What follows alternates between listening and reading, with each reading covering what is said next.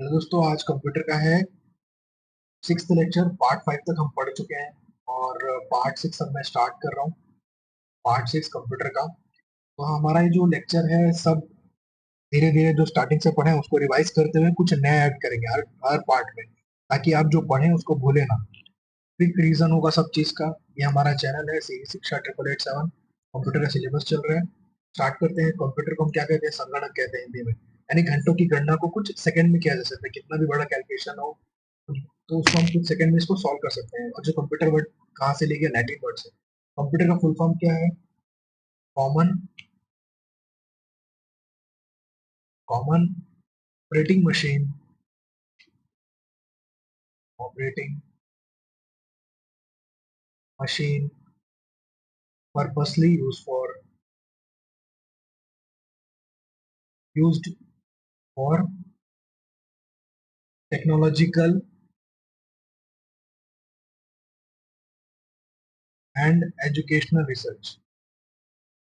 Educational research ये हमने already पढ़ा है, बट रिवीजन करना हमारा मेन पर्पस है। साथ में यहाँ पढ़ेंगे। तो common operating machine purposely used for technological and educational research, ये है कंप्यूटर का फुल फॉर्म। एग्जाम में डैम श्योर हमको देखने को मिलेगा। पूछ भी सकता है और नहीं भी पूछ सकता है, या फिर एग्जाम में आपको ऑप्शन दे देगा ऐसे कुछ। Common operating machine purposely used for technical and education research ऐसा देगा। तो आपको इसमें सेलेक्ट करना है कौन सा इसमें करेक्ट। चार ऑप्शन दे देगा, ऐसा गलत तीन ऑप्शन उसमें से गलत होंगे, एक सही होगा। तो आपको ऐसा एग्जाम में दे सकता है। तो आप याद रखिएगा इसका फुल फॉर्म क्या है। अगर इसको हिंदी में देखा जाए तो जो इसके हिंदी में है उसका नाम क्या है? आमतौर पर संचालित मशीन, विशेष रूप से प्रयुक्त तकनीकी शैक्षणिक अनुसंधान। ये एग्जाम में पूछा जा सकता है फुल फॉर्म। लैटिन वर्ड से लिया गया है। अब इसकी जो कार्य प्रणाली क्या करता है? डाटा को इनपुट लेगा। डाटा को इनपुट लिया तो डाटा को प्रोसेस करेगा और आउटपुट देगा। साथ ही साथ क्या करता है? डाटा को स्टोर करता है। ये हमारे लिए इंपॉर्टेंट है। ये इसका मेन प्रमुख कार्य यही है बस। एक और एग्जाम में भी पूछता है ऑप्शन में, इसमें प्रमुख कार्य क्या है। तो हमने ये देख लिया प्रोसेसिंग के बारे में, आउटपुट लिया। जो इनपुट है ना, कंप्यूटर को दी गई जानकारी। तो इनपुट डिवाइसेस के बारे में पूछेगा। माउस, कीबोर्ड, ये सब क्या है? Input devices. System unit CPU हमने पढ़ा था। इसमें तीन ALU, control unit, memory unit, ये इंपॉर्टेंट है। मस्तिष्क, तंत्रिका केंद्र, है ना। सीपीयू यहाँ पे इसका क्या है? कंप्यूटर का हृदय माना जाता है सीपीयू को। तो ये कुछ तीन इंपॉर्टेंट। डाटा कितने प्रकार के होते हैं? न्यूमेरिक डाटा है 1 2 3 0 4, मतलब जो भी नंबर्स में उसको हम लोग क्या बोलते हैं? Numeric data. अल्फा यानी A B A to Z, है ना। ये 0 to 9 ऐसा बोल सकते हैं। अल्फा न्यूमेरिक यानी हॉस्टल, इसमें स्पेशल कैरेक्टर। और 1 2 3 यानी नंबर और अल्फाबेटिक का दोनों का यूज हो रहा है। अल्फा और न्यूमेरिक दोनों का इसमें उपयोग हो रहा है। एक कंप्यूटर का एक आउटपुट डिवाइस, मॉनिटर एक आउटपुट डिवाइस का काम कर रहा है। सिस्टम यूनिट यानी सीपीयू यहाँ पे है। इसमें मदरबोर्ड, एएलयू, आपका कंट्रोल यूनिट, मेमोरी यूनिट इसमें देखने को मिलता है। ये इनपुट डिवाइसेस। प्रिंटर यहाँ पे क्या आउटपुट डिवाइस का काम कर रहा है। इन दोनों के बीच बीच में डिफरेंस जाना था। स्टोर कर सकता है, ये नहीं कर सकता। ये इनपुट डिवाइसेस कुछ एग्जांपल है। Keyboard, joystick, optical pen. Optical pen का स्कैनर, बारकोड रीडर।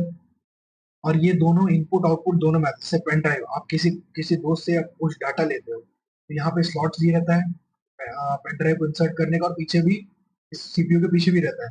तो जब यहाँ कार्ड आप स्लॉट करते हो, पेन ड्राइव डालते हो, तो कुछ डाटा इसमें ट्रांसफर भी करते हो और इससे लेते भी हो। इस दोस्त से कुछ लेना हो या देना हो, उसको प्रिंट को अपने कंप्यूटर सिस्टम से, इमेज, वीडियो, सॉन्ग जो भी, तो आप डाटा इसमें ट्रांसफर करते हो। और इनपुट आउटपुट का दोनों का काम करता है। तो इनपुट आउटपुट कैटेगरी में वेबकैम आता है, टच स्क्रीन। वेबकैम है जब आप सामने देख रहे हो कैमरे की तरफ, तो आपका फेस उसमें देखने को मिलता है। और जो जो आपको देख रहा है तो आउटपुट उधर भी उनको भी देखने को मिलता है। ठीक है, वेबकैम में जब लाइव जाते हो। और ये फैक्स इस तरफ इनपुट भी है आउटपुट भी है। मॉडम इनपुट भी है आउटपुट भी है। यानी जो भी इंटरनेट सेवा है वो क्या कर रहा है? कहीं से ले रहा है और हमको यहाँ से वापस रिसीव भी कर रहा है। और दोनों तरफ का काम कर रहा है इनपुट आउटपुट का।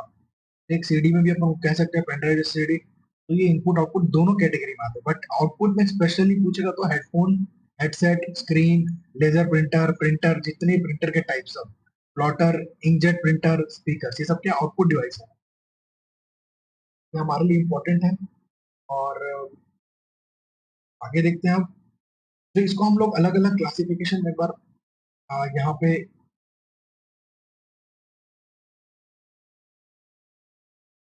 हमने इसको क्या किया, अलग अलग जो इनपुट डिवाइसेस हैं, इनपुट डिवाइस को अलग अलग क्लासिफिकेशन में बांट दिया है, ठीक, ताकि इजी टू अंडरस्टैंड। की इन डिवाइस यानी कीबोर्ड क्या करते हैं, कीबोर्ड है, ये की इन डिवाइस है ना का काम करता है, यानी यहाँ से आप जो भी इंस्ट्रक्शन देते हैं इनपुट वो सीपीयू को भेजता है ना, और उसको क्या करता है आउटपुट के तौर में हमको देखने को मिलता है प्रोसेस होने के बाद।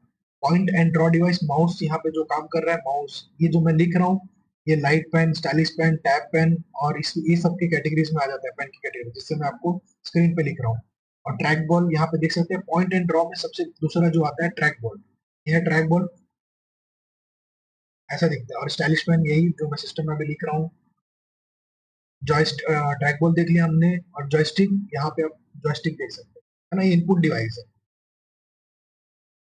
और अगर इनपुट डिवाइस को हम लोग इमेज के कैटेगरी में देखें तो इसको अलग अलग कैटेगरी में बांटा हमने। पहले की इन डिवाइस यानी कीबोर्ड आ गया, पॉइंट एंड ड्रॉ डिवाइस में माउस, ट्रैक बॉल, पॉइंट कर रहा हूँ किसी चीज को पर्टिकुलर, माउस से हम क्या करते हैं, किसी स्पेसिफिक जैसे ओपन करना है तो ओपन पे क्लिक करते हैं, या किसी फोल्डर पे क्लिक करना है तो फोल्डर करते हैं, ये इनपुट डिवाइस है।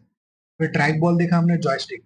फिर जो पिक डिवाइस उठान, जो पिक डिवाइस यानी से light pen, stylish pen, tab pen, touch screen, तो जो भी मैं स्क्रीन में लिख रहा हूँ किससे लिख रहा हूँ, एक पेन से लिख रहा हूँ, और वो पेन कैसा दिखता है, ये पेन ऐसा दिखता है, इसकी मदद से मैं लिख रहा हूँ।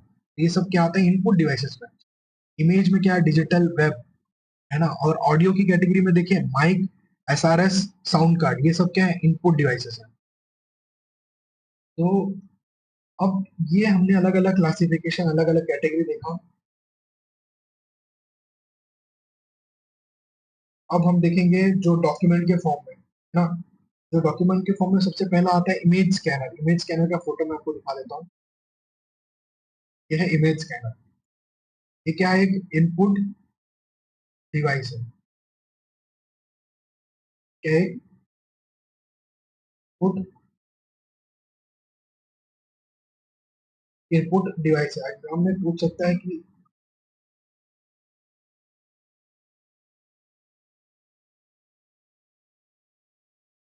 इमेज स्कैनर इनपुट डिवाइस है कि नहीं, ये पूछ सकता है। अब उसके बाद आता है OCR, optical character recognition. Optical character recognition कैसे दिखता है, ये ओसीआर। अब देख सकते हैं क्या कर रहा है, कैरेक्टर्स को रिकॉग्नाइज कर रहा है और उसको रीड करेगा, है ना। तो ये ऑप्टिकल कैरेक्टर रिकॉग्नाइजेशन है। किसी भी पेपर से आप क्या कर सकते हैं, कैरेक्टर को रिकॉग्नाइज कर सकते हो, उसको कॉपी कर सकते हो। ये एक समझिए इनपुट डिवाइस है, ऑप्टिकल कैरेक्टर रिकॉग्नाइजेशन। अब हम आगे बढ़ते हैं इस पे। जो अगला डॉक्यूमेंट के फॉर्म में बीसीआर, बार कोड रीडर। आपने शॉपिंग करते हो कहीं गए शोरूम के वहां, डी मार्ट, या फिर आप कभी कहीं मॉल वॉल पे देखे होगा कि आप जो बार कोड रीडर से क्या करता है, स्कैन करता है, ऐसे दिखता है बार कोड रीडर। जो भी उसका प्राइस टैग इसमें लिखा होता है, जो भी प्राइस टैग उसके कुछ नंबर्स होते हैं, 1 2 3 ऐसा, तो उस क्या करते हैं, इस बार कोड को रीड करेगा और आपको एक्चुअल अमाउंट स्क्रीन पे शो करेगा। ठीक, ये क्या है इनपुट डिवाइस। इसका आउटपुट कहाँ पे, मॉनिटर पे आपको देखने को मिलता है कि इतना इतना प्राइस हो गया। देख रहे शॉप आपने शॉपिंग मॉल में जो भी यूज करते हैं स्कैनर, आपने इस चीज को देखा होगा। खरीद, यह बारकोड रीडर के कुछ ऑप्शन। उसके बाद हम देखेंगे ओएमआर, नेक्स्ट है हमारा ओएमआर। ओएमआर क्या है, ये जो एग्जाम हम देते हैं का जो ओएमआर शीट मिलता है एग्जाम में, तो ऑप्टिकल मार्क रिकॉग्नाइजेशन बोलते हैं इसको, है ना, ये ऐसे दिखता है।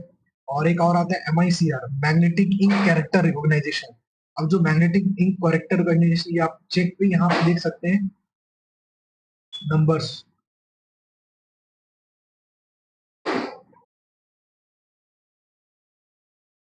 ठीक है, चेक नंबर, जो भी अकाउंट नंबर यहाँ से आपको देखने को मिलता है। उसके बाद ये हमने कुछ नया ऐड किया, लास्ट जो हमने पढ़ा था उससे कुछ नया है। आप लास्ट के लेक्चर्स देखोगे तो हम डिटेल में कुछ पढ़ते हैं, उसके बाद कुछ नया पढ़ते हैं साथ में रिवाइज करते हुए। तो अभी तक हमने जो देखा, अलग अलग कैटेगरी में देखा हमने इनपुट डिवाइस को कुछ अलग अलग चीज। तीन डिवाइस में कीबोर्ड हमने पढ़ा, जो याद है पहले हम उसको रिवाइज कर देख लेते हैं। तीन डिवाइस, उसके बाद हम इसको ऐसा बांट लेते हैं। जो पॉइंट एंड ड्रॉ डिवाइस में माउस आया था, माउस से क्या करते हैं हम किसी पर्टिकुलर फाइल को ओपन करते हैं, उसको डायरेक्शन देते हैं। एक माउस जॉयस्टिक, जो देखे हुए जॉयस्टिक से बच्चे लोग खेलते हैं, गेम्स खेलते हैं, क्या करते हैं डायरेक्शन देते हैं। फिर पॉइंट एक तरफ जॉयस्टिक से क्या करते हैं, इस तरफ जाना है उस तरफ जाना है, डायरेक्शन को पॉइंट करते हैं। तो आप कैसे याद रखिएगा। उसके बाद ट्रैक बॉल, ट्रैक बॉल भी हमने देखा था कैसा रहता है, बीच में गोला टाइप से, ये ट्रैक बॉल। उसके बाद अब इनपुट डिवाइस में ये सब हम देखने के बाद उसके बाद हमने देखा जो पेन मैं जिससे लिख रहा हूँ, stylish pen, tab pen, touch screen, ये सब किस में आ जाएंगे, जो पेन और टच स्क्रीन वाले कैटेगरी में ये आ जाएंगे इनपुट डिवाइस। उसके बाद हमने पढ़ा कि इमेज के फॉर्म में एक देखते हैं, है ना, वीडियो के फॉर्म में एक देखते हैं, जो भी कैमरा, डीएसएलआर, जो भी कैमरा के जितने भी टाइप्स हैं वो सब इनपुट डिवाइस में भी आते हैं, है ना। अब ऑडियो में हमने देखा था कि माइक, मैं जो बोल रहा हूँ माइक में आपको सुनाई दे रहा है, तो माइक यहाँ पे क्या कर रहा है, इनपुट डिवाइस का एक काम कर रहा है। और माइक के बाद आ जाता है यहाँ पर एसआरएस,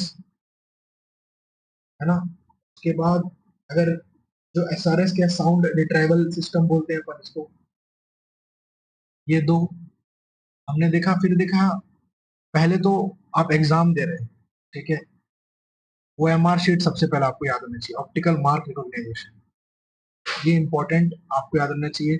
उसके बाद पढ़ा हमने ऑप्टिकल कैरेक्टर रिकॉग्नाइजेशन, ओसीआर हमने पढ़ा। तो ये फिर हमने देखा बारकोड रीडर, एटलीस्ट बीसीआर, ये बारकोड रीडर, ये तीन आपको याद होंगे। तो एग्जाम में, कुछ एग्जाम में ऑप्शन दे दिया तो उसको एलिमिनेट करने के लिए भी आपको ऑप्शन में रहेगा। एक और बच गया था MICR, magnetic ink character recognition. तो आखिरी का जो सीआर है, character recognition, magnetic ink character recognition, तो ये आपको याद रखना चाहिए। और पीसीआर भी एक एग्जांपल है इनपुट डिवाइस का।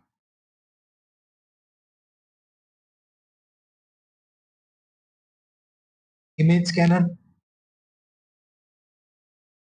Input device. फिर हमने देखा था हार्डवेयर और सॉफ्टवेयर में क्या अंतर है। तो सॉफ्टवेयर क्या है, यहाँ पर सॉफ्टवेयर में अलग अलग इंस्ट्रक्शन लिखे रहते हैं, number of instructions, number of instructions याद रखिएगा। अब ये जो नंबर ऑफ इंस्ट्रक्शन को, instruction number one, instruction number two, three, four, ऐसे नंबर ऑफ इंस्ट्रक्शन लिखे रहते हैं, इसको क्या हम बोल सकते हैं, इसको हम बोलते हैं प्रोग्राम बोलते हैं, एक प्रोग्राम बोलते हैं।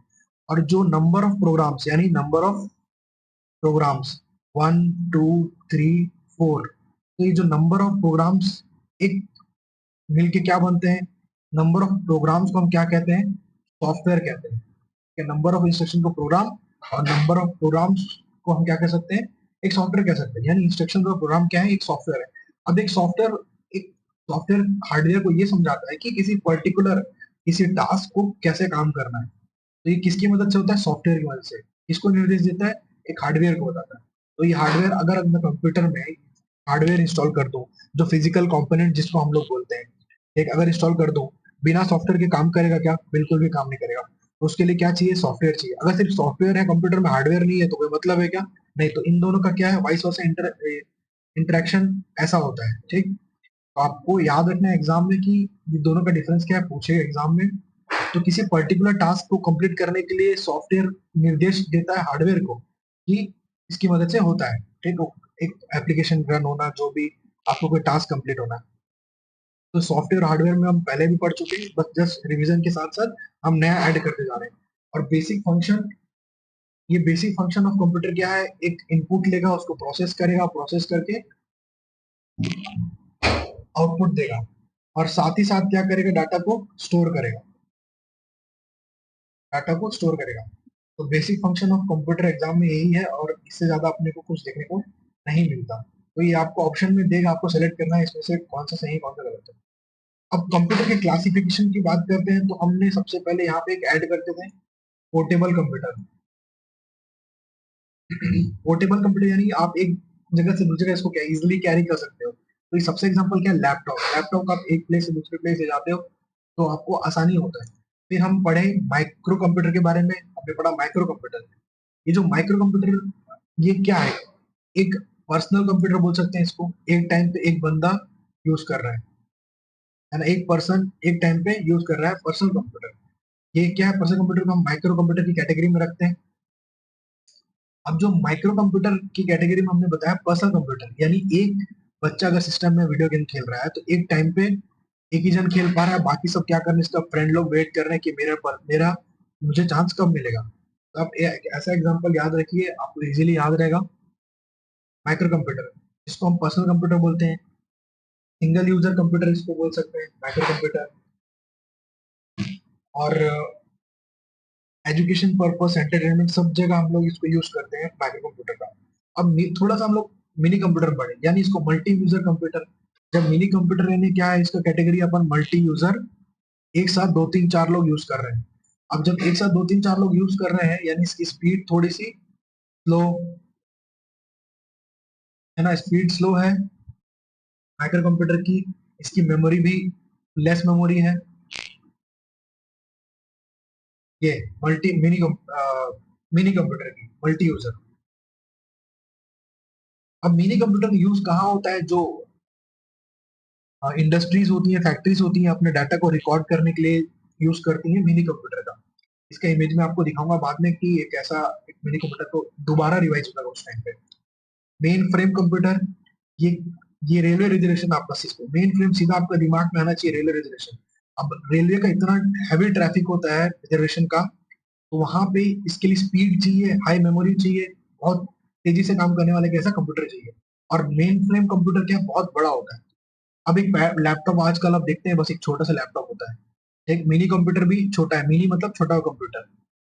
अब जो मेन फ्रेम कंप्यूटर है, एक आधे रूम को घेर ले इतना बड़ा कंप्यूटर, मेन फ्रेम कंप्यूटर आधे रूम से भी ज्यादा एक छोटे रूम को इजिली ऑक्यूपाई कर लेगा मेन फ्रेम कंप्यूटर। अब सुपर कंप्यूटर में आते हैं। सुपर कंप्यूटर क्या है, सुपर यानी बहुत तेज, यानी बहुत ज्यादा फास्ट। अब बहुत ज्यादा फास्ट है, स्पीड है, ज्यादा अच्छा मेमोरी, यानी कॉस्टली हुआ। जितना ज्यादा अच्छा सामान उतना अच्छा, उससे ज्यादा प्राइस, उसका वही प्राइस रहेगा, जैसा सामान उसका वैसा प्राइस। तो सुपर कंप्यूटर क्या बहुत फास्ट कंप्यूटर है, स्पीड है इसमें, अंदर मेमोरी इसका बहुत तेज है। ठीक, तो इसका कॉस्ट भी बहुत ज्यादा होगा और ये बहुत बड़ा भी होगा। अब इसका यूज कहाँ होता है, इसका यूज होता है रिसर्च इंस्टीट्यूट, डिफेंस, जो हमारी जो क्लाइमेट एमेट वेदर फोरकास्टिंग, ये सब क्या यूज करती है, सुपर कंप्यूटर का यूज करती है ना। जियोलॉजी बोल लो, सारा जगह किसका यूज होता है, सुपर कंप्यूटर का यूज होता है। तो ये जो मेन क्लासिफिकेशन है। अब जो सुपर कंप्यूटर बहुत बड़ा, उससे छोटा, उससे छोटा, छोटा, तो ये आप याद सकते हैं, साइज डिक्रीज ऊपर से याद रखिए, साइज डिक्रीज हो रहा है, स्पीड का भी वेरिएशन आपको देखने को मिल रहा है, स्पीड और मेमोरी। अब इसमें मेमोरी बहुत ज्यादा है, बहुत ज्यादा स्टोर मेमोरी कर सकता है। ठीक। अब जो कार्य के अनुसार हम लोग पहले देखते हैं एनालॉग कंप्यूटर, आजकल एनालॉग कंप्यूटर का यूज नहीं होता, कम हो गया है एनालॉग कंप्यूटर। अब डिजिटल कंप्यूटर को हम लोग ऑन ऑफ से याद रखते हैं, एनालॉग एनालॉग कंप्यूटर यानी जो वेव्स के फॉर्म। अब किसी ह्यूमन का टेम्परेचर, आप जो आप देख सकते हैं टेम्परेचर क्या होता है, वेरी करता है, कभी ज्यादा होता है कभी कम होता है। तो ये वेव के फॉर्म में होता है, वेव के फॉर्म में ना, कभी पीक में ऐसा ज्यादा देखने को मिलता है, कभी कम देखने को मिलता है, कभी ज्यादा कभी कम। तो जो एनालॉग कंप्यूटर ऐसा काम करते हैं, तो आजकल एनालॉग कंप्यूटर का हमें देखने को नहीं मिलता है। अब जो डिजिटल कंप्यूटर है, डिजिटल कंप्यूटर यहाँ पे ऑन ऑफ, एक इमेज आपको मैं दिखाऊंगा। अब एनालॉग और डिजिटल जिसमें अवेलेबल हो, हाइब्रिड यानी मिक्सअप, एनालॉग और डिजिटल का मिक्सअप क्या है यहाँ पर, हाइब्रिड कंप्यूटर। ठीक, तो कार्य के अनुसार हमने देखा एनालॉग कंप्यूटर, फिर हमने देखा डिजिटल कंप्यूटर, फिर हमने देखा हाइब्रिड कंप्यूटर। जो एनालॉग और डिजिटल का कॉम्बिनेशन जो है वही है हाइब्रिड कंप्यूटर। और आज की डेट पे हाइब्रिड कंप्यूटर आपको देखने को मिलता है हॉस्पिटल में। ठीक। फिर बस पर्पस के बेस पे बात करेंगे, स्पेशल पर्पस और जनरल पर्पस।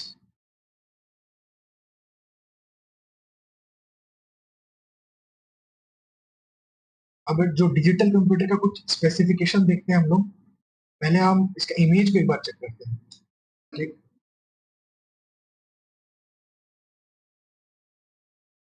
सबसे पहले हमने क्या देखा,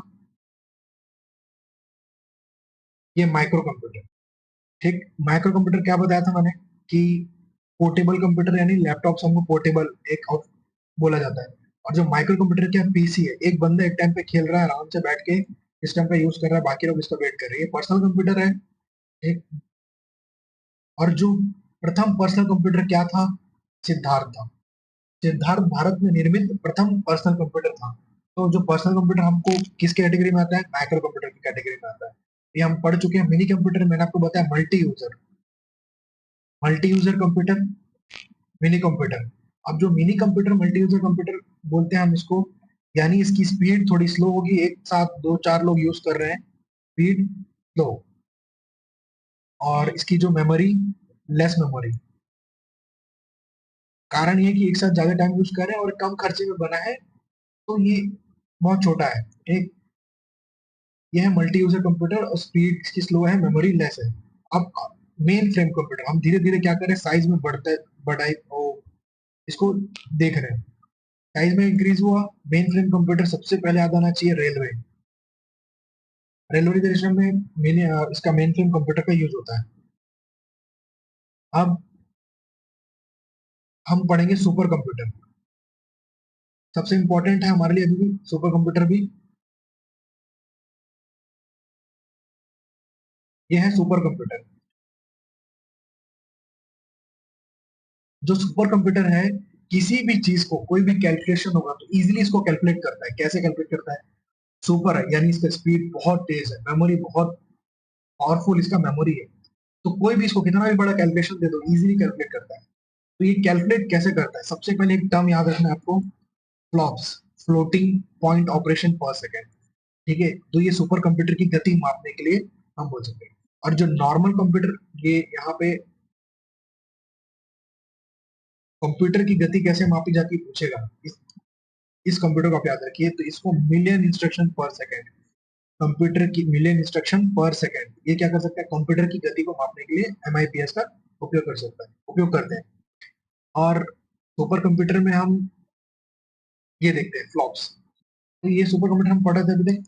फ्लॉप्स क्या है, सुपर कंप्यूटर की गति को मापने के लिए। अभी कहाँ कहाँ यूज होता है, क्लाइमेट, रिसर्च, सब जगह इसका यूज होता है। बड़े बड़े रिसर्च सैटेलाइट वेटेलाइट जहां पर भी काम कर रहे हैं, तो हमको मौसम पूर्वानुमान, अर्थव्यवस्था, आणिक है ना, आणविक और अंतरिक्ष रक्षा, मौसम, सब जगह इसका उपयोग होता है। और फ्लोटिंग पॉइंट ऑपरेशन पर सेकंड से क्या होता है, सुपर कंप्यूटर स्पीड की स्पीड तय होती है। ये कुछ स्पेस सुपर कंप्यूटर के बारे में हम थोड़ा सा ऐड किया, हमने पढ़ा मिलियन इंस्ट्रक्शन पर सेकंड कंप्यूटिंग स्पीड मापी जाती है। फ्लॉप्स, फ्लोटिंग पॉइंट ऑपरेशन पर सेकंड, सुपर कंप्यूटर की गति को मापते हैं। 1906, अब इसका एक सीरीज हम पढ़ लेते हैं। तो भारत में क्या हुआ था, 1956 में कलकत्ता में प्रथम बार इसको कंप्यूटर को स्थापित किया गया था। बट इसका उपयोग हुआ 1986 में। और ये उपयोग कहाँ पर होता है, 16 अगस्त 1986 बेंगलुरु के डाकघर में 1986 में इसका उपयोग हमको देखने को मिलता है। और 1991 में भारत ने पहला अपना सुपर कंप्यूटर बनाया जिसका नाम दिया परम 8000, है ना, परम 8000 हमारा। और विजय भटनागर जी थे जो इम्पोर्टेंट इसमें पर्सन थे, जो उन्होंने उन्होंने लीड किया था। इसको हम पढ़ेंगे अभी। तो ये हम देख चुके हैं अब तक। अब हमारा जो अगला टॉपिक को देखेंगे, हमने देखा super computer, micro computer, mini computer हम कल भी पढ़ चुके हैं, आज रिवाइज करते हुए नया ऐड कर रहे हैं। अब एनालॉग कंप्यूटर को आपको दिखाता हूँ मैं। जो एनालॉग कंप्यूटर, उसकी विशेषता को हम देखते हैं एक बार।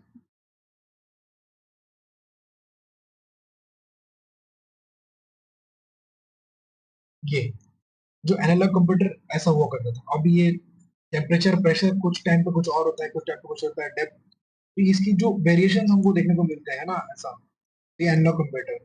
अब डिजिटल कंप्यूटर की बात करें, ठीक, एनालॉग के कुछ आपको ऐसे दिखते हैं, बट डिजिटल में 1 0 बाइनरी पे, 1 यानी ऑन, 0 यानी ऑफ, है ना। तो आपको डिजिटल और हाइब्रिड क्या होता है, एनालॉग प्लस ए प्लस डी, याद रखिए, यही क्या है, हाइब्रिड कंप्यूटर है। एनालॉग प्लस डिजिटल का कॉम्बिनेशन जो है वही क्या है। और जो एनालॉग क्या है, समय के साथ लगातार परिवर्तित होने वाली भौतिक राशियों को एनालॉग राशि कहते हैं। ऐसे कंप्यूटर जिनका डाटा का निरूपण समय के साथ लगातार परिवर्तित होने वाली भौतिक राशियों जैसे दबाव, तापक्रम, विद्युत, वोल्टेज आदि, तो ये सब एनालॉग के अंदर आते हैं। एक एनालॉग का एक ऐसा इमेज आपके दिमाग में छप जाना चाहिए। और ये डिजिटल क्या है, वन यानी ऑन, जीरो यानी ऑफ, ऑन ऑफ। तो ये इलेक्ट्रॉनिक संकेतों पर चलते हैं। कौन? Digital computer. इस कंप्यूटर में गणना बाइनरी सिस्टम्स होता है, बाइनरी है ना, जीरो वन। और फंडामेंटल यूनिट ऑफ डाटा क्या है यहाँ पर? Bit. Fundamental unit of data exam पूछता है बिट। हम रिवाइज करते हुए एग्जाम को अपन पढ़ते रहेंगे। तो इस कंप्यूटर में गणना बाइनरी डिजिट सिस्टम जीरो या वन के द्वारा किया जाता है। इस कंप्यूटर में डाटा का निरूपण बाइनरी रूप जीरो या वन में किया जाता है।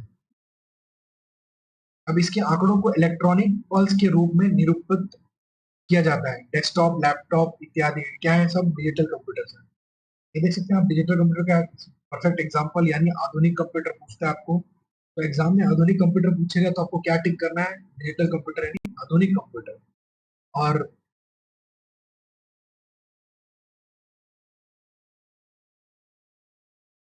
हमने देखा सुपर कंप्यूटर।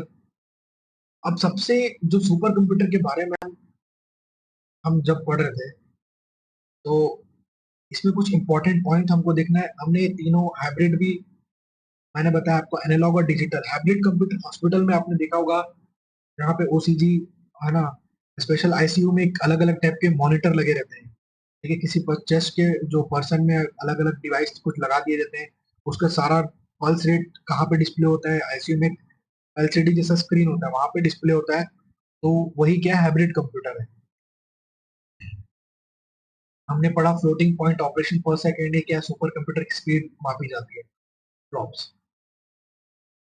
कंप्यूटर का हृदय क्या है? सीपीयू। मस्तिष्क क्या है? Memory unit. तंत्रिका केंद्र क्या है? Control unit. ये तीन इंपॉर्टेंट।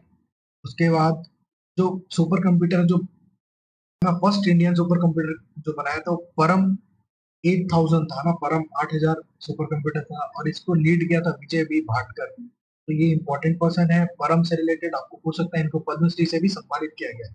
इन्हें विजय पी भाटकर को कंप्यूटर साइंस में पद्मश्री से भी सम्मानित किया गया है। तो मैं जो पढ़ा रहा हूँ, हम पढ़ चुके हैं सब, लास्ट लेक्चर में हमने कवर किया है। कुछ कुछ नया टॉपिक ऐड करते हुए पुराना रिवीजन, ताकि आप पुराना ना भूलें और नया आपका जो आपको याद होता जाए। सुपर कंप्यूटर आप याद समझ सकते हैं कि कितना इंपॉर्टेंट प्ले रोल करता है ना, किसी भी चीज में। वेदर फोरकास्टिंग में हम किसी भी चीज, वेदर फोरकास्टिंग, क्लाइमेट रिसर्च, आप देख सकते हैं ये क्वांटम मैकेनिक्स, ये सब जगह किसका? सुपर कंप्यूटर का यूज हो रहा है। और इसके आगे जाके इसके जनरेशन भी पढ़ेंगे हम। तो भारत का सबसे फास्ट सुपर कंप्यूटर नाम आता है तो एरावत, 2023 में इसका एक रैंक है ना। तो जो वर्ल्ड के टॉप 500 में हमारा जो रैंक है 75th है एरावत का। एरावत जो भारत का सुपर कंप्यूटर के नाम से प्रसिद्ध है।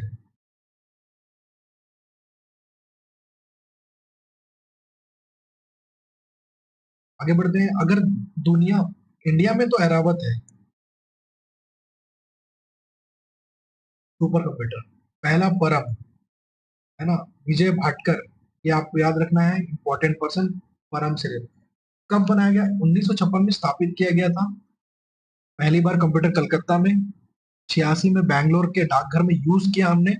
1991 में क्या किया हमने? सुपर कंप्यूटर बना दिया। और नाम क्या दिया? परम 8000। इसके इंपॉर्टेंट पर्सन कौन है? विजय बी भाटकर। पद्मश्री से सम्मानित है किया गया इन्हें। तो ये परम से। और भारत का सुपर कंप्यूटर क्या है? एरावत। और जो वर्ल्ड का तो फास्टेस्ट सुपर कंप्यूटर है यूएस का फ्रंटियर, है ना, यूएस का फ्रंटियर। इसने सबको पीछे छोड़ दिया है जो सुपर कंप्यूटर। अब इसकी स्पीड देखिए, 1.1 एक्सा फ्लॉप्स, 1 क्विंटिलियन कैलकुलेशन पर सेकंड। एक सेकंड में कितना ये कैलकुलेशन कर सकता है? ठीक है, एक्सा फ्लॉप्स है, एक्सा नहीं, एक्सा फ्लॉप्स है, 1.1 एक्सा फ्लॉप।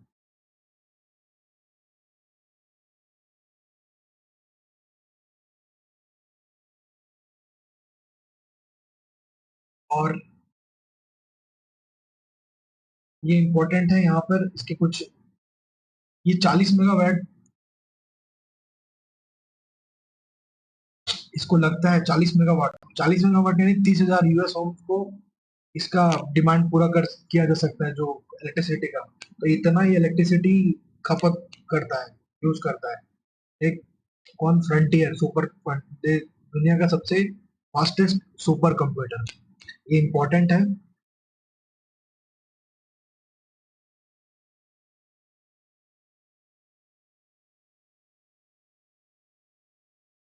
अब किसी भी कैलकुलेशन को सॉल्व करने में, अगर एक कॉम्प्लेक्स कैलकुलेशन को सॉल्व करने में किसी ह्यूमन अर्थ में किसी पर्सन को 4 साल लग जाएंगे, मुझे कोई कैलकुलेशन, ठीक है, ये एक्सट्रीम से एक्सट्रीम कैलकुलेशन को 1 सेकंड में सॉल्व कर सकता है, अगर कोई इंसान करने जाए तो उसको 4 साल से ज्यादा लग जाएंगे। तो इसका स्पीड इतना फास्ट है, ये कहना जाए तो 1.1 एक्सा फ्लॉप्स। तो फ्रंटियर क्या है, तो फास्टेस्ट सुपर कंप्यूटर है।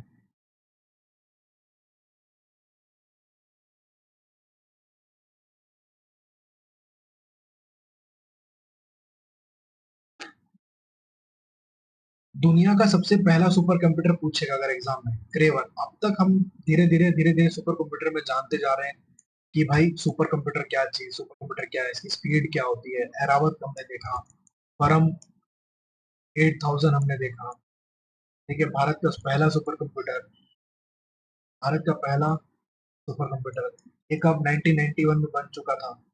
एरावत अभी फास्टेस्ट है, दुनिया में 75th इसका पोजीशन है। सुपर कंप्यूटर इंडिया में अपने को ऐसा देखने को मिला। अब जो दुनिया का सबसे पहला सुपर कंप्यूटर है वो क्या है, क्रेवन, यूएसए का, 1964 में इसे बनाया गया था, क्रे रिसर्च द्वारा बनाया गया था। क्रे वन दुनिया का सबसे पहला सुपर कंप्यूटर पूछे एग्जाम में, तो क्रे वन किसने बनाया था, क्रे रिसर्च द्वारा बनाया गया था। ठीक। और इसकी गणना क्षमता 1.1 मेगा फ्लॉप, यहाँ पे भी फ्लॉप का यूजर है, फ्लोटिंग पॉइंट ऑपरेशन पर सेकेंड। सैमुर क्रे को सुपर कंप्यूटर कंप्यूटर के जनक के रूप में भी जाना जाता है, सैमुर क्रे। अब इसका फोटो हम देखते हैं इनका, यह है सैमुर क्रे, कितना खुश है कि इन्होंने ही इस कंप्यूटर का आविष्कार किया, Seymour Cray in front of Cray one computer. और ये दुनिया का सबसे पहला कंप्यूटर। हमने सुपर कंप्यूटर के बारे में डिटेल में पढ़ा है अभी, तो कोई भी पॉइंट कहीं से भी एग्जाम में आ सकता है। अगर भारत के एग्जाम हम देखें तो परम बहुत इंपॉर्टेंट है, 8000 याद रखना है। और अभी जितने भी सुपर कंप्यूटर बनते हैं उनके सामने परम का यूज है, जैसे परम शिवाय, परम सिद्धि, ये सब के कंप्यूटर सुपर कंप्यूटर के टाइप्स है। और हैरावत जो है वो क्या है, अभी फास्टेस्ट सुपर कंप्यूटर है इंडिया का। आप देख सकते हैं दुनिया का सबसे पहला क्या है, क्रेवन। और भारत का पहला सुपर कंप्यूटर हम पढ़ चुके हैं, परम 8000, 1991, 5 गीगा फ्लॉप्स, 5G फ्लॉप्स है ना, जी फ्लॉप्स। और विजय पी भाटकर जी जो है कि इसके सीडेक के डायरेक्टर भी हैं, सुपर कंप्यूटर में भारत की राष्ट्रीय पहल के वास्तुकार, वास्तुकार इन्हें ही माना जाता है। अब सुपर कंप्यूटर हम इतना पढ़ रहे हैं तो थोड़ा सा एक चीज इसके बारे में और जान लेते हैं। और लास्ट लेक्चर में हमने इसके बारे में देखा था, कुछ इंपॉर्टेंट पॉइंट्स हैं सुपर कंप्यूटर से रिलेटेड।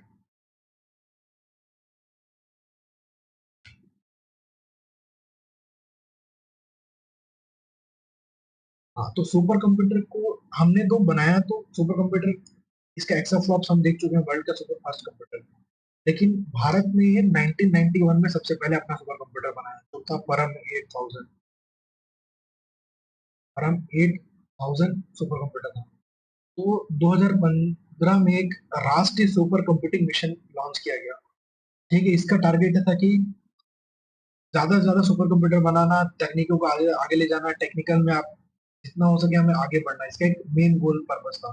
और डिजिटल इंडिया और मेक इन इंडिया दृष्टिकोण का समर्थन करता है। और जो सुपर कंप्यूटर का जो सबसे मेन इंपॉर्टेंट है वो है CDAC, centre for development of advance computing. ठीक है, centre for development of advance computing इसका फुल फॉर्म है। और एग्जाम में पूछता है, सीटेक का फुल फॉर्म पूछेगा। तो इन्हीं की पहला जो सुपर कंप्यूटर इसी संस्था के मदद से बनाया गया था। इसकी स्थापना समथिंग अराउंड 1986 में की गई थी। और अभी जो है एनकेएन एक नेशनल नॉलेज नेटवर्क का विस्तार किया जा रहा है। ठीक है, अब ये नेशनल नॉलेज नेटवर्क क्या है, जो देश के बड़े बड़े इंस्टीट्यूट है, लर्निंग सेंटर है, रिसर्च सेंटर है, ताकि एक दूसरे से नॉलेज शेयर किया जा सके, डाटा कम्युनिकेशन किया जा सके, है ना। तो ये कोलैबोरेशन का ग्लोबल ग्लोबल लेवल पे इसका कोलैबोरेशन हो रहा है। अब इसका देखिए, सब जगह से क्या है, इसका कोलैबोरेशन किया जा रहा है, किसके थ्रू, एन के through, national knowledge network, any सब एक दूसरे से अपना नॉलेज शेयर करेंगे, ठीक है, without any boundaries. C DAC हमने देखा कि इसमें जो मोस्ट इम्पोर्टेंट है वो कौन है? C DAC. सी डेक था centre for development of advance computing. ये क्या है? भारतीय विज्ञान संस्थान है, ठीक है।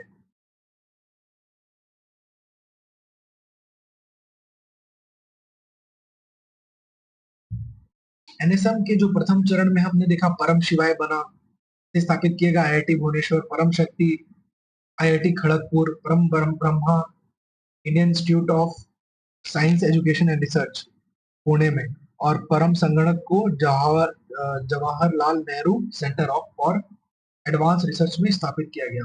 कुछ एनएसएम के कुछ इंपॉर्टेंट है जो हमको एग्जाम में याद रखना है। परम सिद्धि सबसे शक्तिशाली सुपर कंप्यूटर की शीर्ष 500 सूची में 63वां स्थान दिया, लेकिन अब रिसेंटली में एरावत आ चुका है।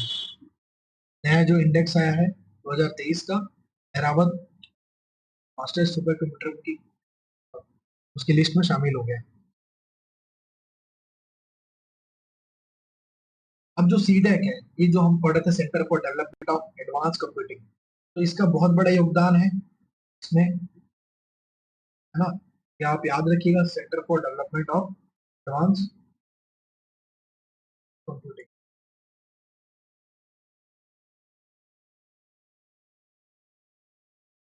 ये हमारे लिए इंपॉर्टेंट है, centre for development of advance computing. 1988 में इसकी स्थापना की गई थी, और फर्स्ट सुपर कंप्यूटर इनके मदद के द्वारा बनाया गया था। परम 8000 कौन थे? विजय भाटकर जी। और advance computing research and development में इनका जो कॉन्ट्रीब्यूशन, ये हम पढ़ चुके हैं। क्लाइमेट मॉडलिंग के बारे में ये हमने देख लिया। अब थोड़ा सा आगे बढ़ते हैं एनकेन के बारे में। अब फिर से एक बार चीजें रिवाइज होंगी। जो माइक्रो कंप्यूटर कैसा हुआ करता था, पर्सनल कंप्यूटर, ऐसा सिंगल सिस्टम। फिर लैपटॉप देखा हमने, tablet, PDA, personal digital assistant बोलते हैं इसको, PDA, personal digital assistant. Desktop हमको देखने को मिला, एक अलग अलग डिवाइस, स्मार्टफोन हमको देखने को मिलती है। सब क्या है? माइक्रो कंप्यूटर, यानी छोटे कंप्यूटर। लैपटॉप यानी जो हम लोग थाई में रखते हैं, लैब पे रख के काम करते हैं, डेस्कटॉप टेबल पे रख के काम करते हैं, फोन हैंड में यूज करते हैं, टैबलेट हाथ में हम रख के इसको यूज कर सकते हैं, टैबलेट को, है ना। देखा होगा आपने, मूवीज में भी देखा होगा कि एक कोई भी एंकर या कुछ भी कोई पकड़ता है, हाथ में पकड़ के क्या करते हैं, यहाँ लिखते रहते हैं, कुछ भी मेंशन करना हो तो ये कुछ इम्पोर्टेंट है। और सिद्धार्थ भारत का क्या था? प्रथम पर्सनल कंप्यूटर था सिद्धार्थ। अब सिद्धार्थ के जो कंप्यूटर की स्पीड कैसे, MIPS सुपर कंप्यूटर की फ्लॉप्स, ये हम पढ़े हैं।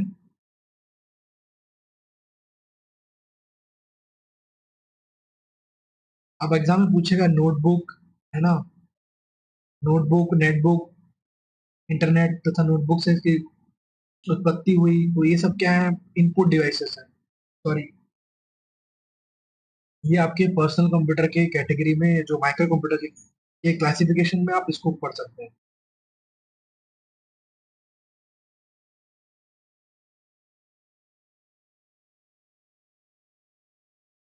ये देख सकते हैं नोटबुक, पर्सनल नोटबुक ऐसे दिखता है, माइक्रो कंप्यूटर से छोटा। तो नोटबुक की कुछ विशेषता यहाँ पर सेम है, इस लैपटॉप के जैसे दिखता है, बस इसके अंदर स्टोरेज की कैपेसिटी थोड़ी कम, और इसकी बोल सकते हैं कि क्षमता कम होती है स्टोरेज की। हाँ, प्रोसेसिंग की भी क्षमता कम होती है। लेकिन इसे इससे हम इंटरनेट से जुड़ सकते हैं नोटबुक से। हमें बनता है खिलौना, फिर ये अगर इंटरनेट का इसमें काम ही नहीं करेगा तो फिर ये खिलौना है जो बच्चे लोग गेम खेलते हैं। तो इसमें इंटरनेट है, इसी के लिए इसको नोटबुक और इसका इंपॉर्टेंस है नोटबुक नाम दिया, वरना एक वीडियो गेम बच्चे लोग को खेलने का काम आता है। अगर इसमें इंटरनेट का होते नहीं, दो तीन ठोक सॉफ्टवेयर एप्लीकेशन डाल दो, गेम खेलते रहे बच्चे लोग। नेट है इसीलिए इसका कोई बहुत बड़ा यूज है। इसको इजी, छोटा, कहीं कहीं भी हम कैरी कर सकते हैं, यहाँ से वहां ले जा सकते हैं नोटबुक। अब कुछ वर्क स्टेशन कंप्यूटर हमारे लिए इंपॉर्टेंट है ना। वर्क स्टेशन कंप्यूटर रहता है, एक एक ही पर्सन क्या कर रहा है, 10 तो कंप्यूटर यूज कर रहा है। ये बड़े बड़े आर्किटेक्ट्स या फिर इंजीनियर्स इसका उपयोग करते हैं। देख रहे हैं यहाँ पे एक लेडी क्या कर रही है, डिजाइन कर रही है, वीडियो बना रही है, कुछ एडिट कर रही है, तो ये वर्क स्टेशन बोला जाता है इसको, है ना। वर्क स्टेशन कंप्यूटर आता है इसमें।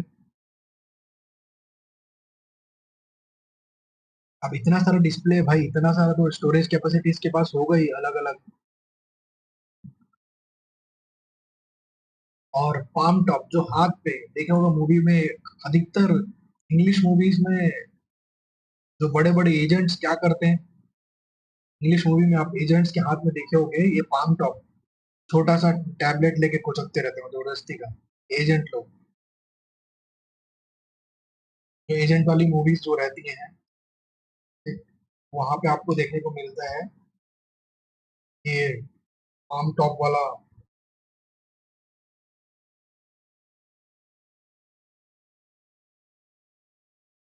एग्जाम्पल।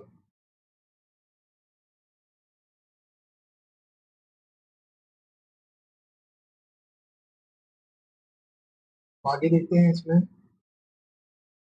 बेस्ट एग्जांपल है जेम्स बॉन्ड। जेम्स बॉन्ड के पिक्चर सब देखते ही हैं, उसमें एक लेडी या कोई ना कोई इसकी असिस्टेंट, पक्का प्राइम मिनिस्टर के असिस्टेंट असिस्टेंट में ये लोग पकड़े रहते हैं, ऐसा पॉम्प टॉप पीसी या पॉम्प टॉप टैबलेट, छोटा सा स्क्रीन वाला, तो लोग कैरी करते इधर से उधर। आपको ये देखने को मिलेगा। हमने देखा पर्सनल डिजिटल असिस्टेंट पीडीए, ये भी क्या एक माइक्रो कंप्यूटर का एक पार्ट है, पर्सनल डिजिटल असिस्टेंट।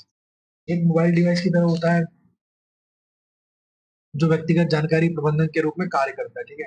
आज के जमाने में अधिकांश पाम टॉप में इंटरनेट, ऑडियो और वीडियो क्षमताओं अवेलेबल है, उसमें क्षमता होती है, ठीक, इंटरनेट यूज कर सकते हैं आप पाम टॉप या पीडीएम में भी। पर्सनल डिजिटल असिस्टेंट एक छोटा प्रकार का जिसमें नेटवर्क से जोड़कर अन्य कार्य किए जा सकते हैं। पर्सनल डिजिटल असिस्टेंट एकदम छोटा सा रहता है, तो इसे मिनी लैपटॉप भी आप बोल सकते हैं, ठीक है, पीडीए। देख सकते हैं नेट भी चल रहा है, डिजिटल पेन से इसको यूज किया जा रहा है। पाम टॉप का एग्जांपल यहाँ पर है, ये सब पूछता है माइक्रो कंप्यूटर के। माइक्रो नहीं, छोटा टैबलेट भी आपका माइक्रो कंप्यूटर की कैटेगरी में आता है। तो इसको हम अब स्टाइलस पेन तो हमने देखा था, है ना,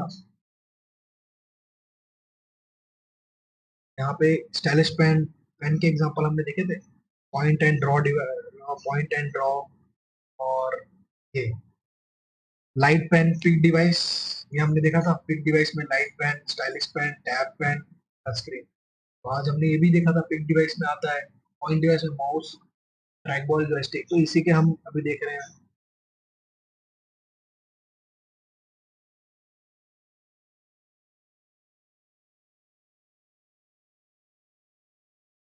आगे देखते हैं इसमें और क्या पढ़ने को है हमें। ये हमने देखा टैबलेट कंप्यूटर, ये सब माइक्रो कंप्यूटर के एग्जांपल्स हैं। एग्जाम में आपको पूछेगा, चार ऑप्शन देगा, इसमें से कौन सा माइक्रो कंप्यूटर का नहीं है, ऐसा ऐसा पूछ सकता है। तो इनको ही हम क्या बोलते हैं, हैंड हेल्ड कंप्यूटर बोलते हैं, हैंड हेल्ड कंप्यूटर, क्योंकि इनको हम लोग हथेली में रखते हैं, तो ये हैंड हेल्ड कंप्यूटर की कैटेगरी में आते हैं। तो आप लैपटॉप को एक हाथ में रख के काम नहीं कर सकते ना, ना डेस्कटॉप को, बट ऐसे जो पाम टॉप वाले होते हैं, नोटबुक हो गया, टैबलेट कंप्यूटर हो गया, ये सब पीडीए क्या हो गया, ये सब क्या है, palm top hand held computers में एग्जांपल में आता है। ये सब हम पढ़ चुके हैं, टैबलेट, पाम पाम टैब, ये सब देख लिया, माइक्रोफोन, स्मार्टफोन। तो स्मार्टफोन सब यूज करते हैं, वो भी एक कंप्यूटर ही बोल सकते हैं, इसमें सब कुछ आपको देखने को मिलता है। एक सुपर कंप्यूटर का साइज बहुत बड़ा होता था, मेन फ्रेम से थोड़ा कम, मिनी, माइक्रो, ऐसे साइज से आप इसको डिवाइड कर सकते हैं, ये हम पढ़ चुके हैं। एग्जाम में आया था, सबसे कम जानने में आया कंप्यूटर है क्या, है एनालॉग कंप्यूटर, क्योंकि अभी सुपर कंप्यूटर का यूज हो रहा है, डिजिटल कंप्यूटर हम लोग यूज करते हैं, laptop digital computer, digital computer की कैटेगरी में आता है। माइक्रो कंप्यूटर अभी भी यूज होता है, अब मैंने बताया एजेंट लोग अभी भी मूवीज में यूज करते हैं ना, छोटे छोटे टैब, स्क्रीन टैब वाले, जो छोटे छोटे पाम टॉप, क्या है, ये सब तो है माइक्रो कंप्यूटर, छोटे छोटे। परंतु अब जो है इसका यूज नहीं होता, एनालॉग का कंप्यूटर का यूज नहीं होता, मैंने आपको पहले ही बताया।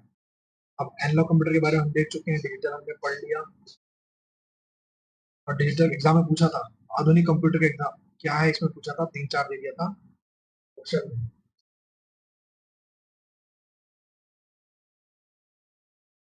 हाइब्रिड, हाइब्रिड में हमने देखा एनालॉग और डिजिटल दोनों हाइब्रिड कंप्यूटर की कैटेगरी में आते हैं। हाइब्रिड कंप्यूटर का एग्जांपल मैंने आपको बताया था, कि आप आईसीयू में देख घूमते घूमते कभी चले गए तो देख सकते हैं, यहाँ पे आपको एग्जांपल मिल जाएगा। एनालॉग और डिजिटल। ये डिजिटल सिस्टम एनालॉग सिस्टम का बेस्ट छोटा सा एग्जांपल है। और कंप्यूटर का मस्तिष्क क्या है पूछा था, तो मस्तिष्क है मेमोरी, कंट्रोल यूनिट सीयू को क्या कहते हैं, तंत्रिका केंद्र, तंत्रिका केंद्र। और कंप्यूटर प्रक्रिया का मूल लक्ष्य डाटा को क्या करना है, सूचना में परिवर्तित करना। जो भी डाटा दूंगा मैं, अब कंप्यूटर को मैं जो डाटा प्रोवाइड कर रहा हूँ, ये क्या करेगा, इंफॉर्मेशन के रूप में कन्वर्ट करेगा, है ना। तो सूचना में परिवर्तित करना इसका इंपॉर्टेंट। कंप्यूटर के भौतिक घटकों को क्या कहा जाता है, हार्डवेयर कहा जाता है। निम्नलिखित में से कौन सी सीपीयू की गति मापने की इकाई नहीं है, सीपीयू यानी अब सेंट्रल प्रोसेसिंग यूनिट, इसका फुल फॉर्म है सीपीयू का। हम एमआईपीएस से स्पीड नापते हैं, ऑप्स यहाँ पे यू आ रहा है, इससे स्पीड नापते हैं, गीगाहर्ट्ज से भी स्पीड नापते हैं। बट जीबी क्या है, एक मेमोरी का टाइप है, गीगाबाइट स्टोरेज। अब इवोल्यूशन ऑफ कंप्यूटर हमने देखा था, सबसे पहले हमने देखा था ब्लेस पास्कल, ये abacus, abundant beads calculation utility system, ठीक है। हम पढ़ चुके हैं लास्ट लेक्चर में सारा, आप वहां से देख सकते हैं। फर्स्ट एबेकस, 16 सेंचुरी में एबेकस देखने को मिला, फिर हमने देखा 1617, 1622, एक 16 जॉन नेपियर, नेपियर बोन हमने पढ़ा। फिर 1622 को हमने स्लाइड रूल के बारे में पढ़ा था। स्लाइड रूल के बारे में था ब्लेस पास्कल 1642 की पास्कलाइन कैलकुलेटर, पास्कलाइन 1642 में पास्कलाइन कैलकुलेटर ब्लेस पास्कल के द्वारा इसका इन्वेंशन हुआ था। ये हमने पढ़ा था। ये सब क्या है, कैलकुलेटर्स अभी चल रहे हैं। फिर हम धीरे से 18 सेंचुरी में जब आते हैं, 1832 टू 1822, इसमें फादर ऑफ कंप्यूटर कौन है, चार्ल्स बेबेज, एग्जाम में पूछता है चार्ल्स बेबेज। और यहीं पे डिफरेंस इंजन वन और डिफरेंस इंजन टू, दो चीज हमको देखने को मिला। फिर एनालिटिकल इंजन 1833, एनालिटिकल इंजन।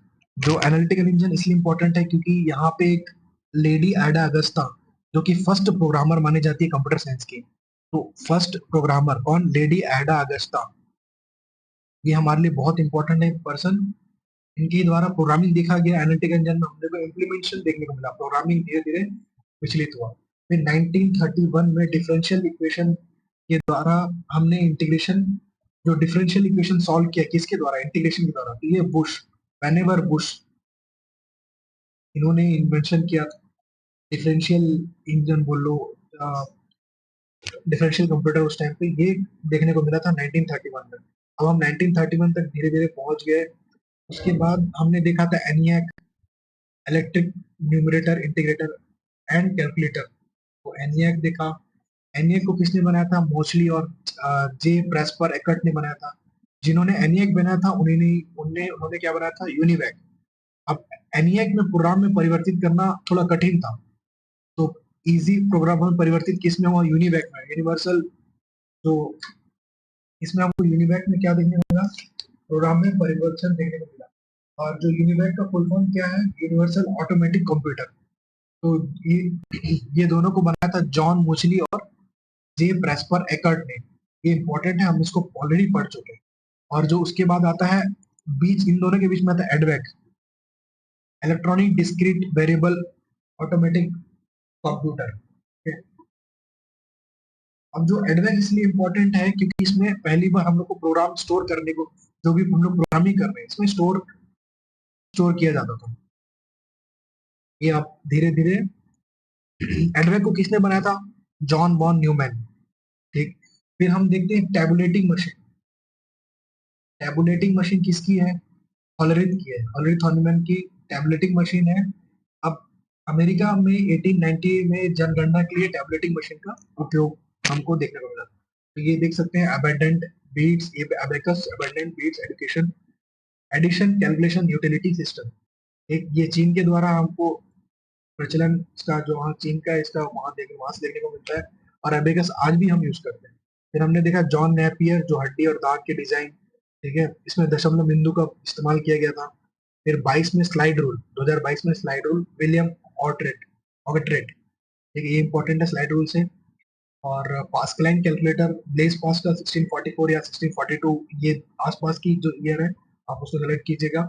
और सबसे पहला मूलभूत कैलकुलेटर इसे ही माना जाता है, डिफरेंस इंजन हमने पढ़ा, एनालिटिकल इंजन, पहला डिफरेंस इंजन, दूसरा डिफरेंस इंजन। फादर कौन है? चार्ल्स बेबेज है। एनालिटिकल इंजन की खोज इन्होंने ही की थी।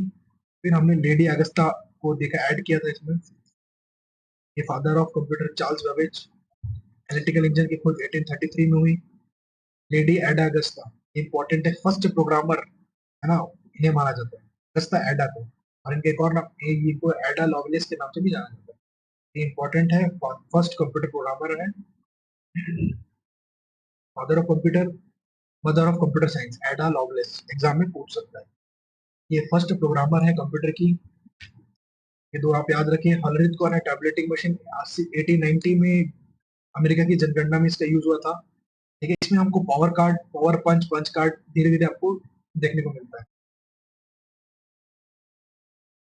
1931 में बुश एनालॉग सॉल्यूशन, यही था वो डिफरेंशियल इक्वेशन का जो सॉल्व किया जाता था, किसके द्वारा? इंटीग्रेशन के दौरान। तो ये बुश एनालॉग सॉल्यूशन 1931।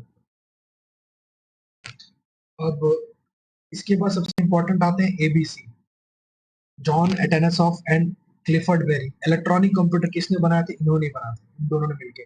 तो जॉन एटेनसॉफ के जो असिस्टेंट थे या फिर स्टूडेंट बोल लो, क्लिफर्ड बेरी जी थे। इन्होंने ही मॉडर्न कंप्यूटर, इलेक्ट्रॉनिक कंप्यूटर बनाया था। हमने देखा पहले मैकेनिकल, जो डिफरेंस इंजन, ये सब क्या mechanical.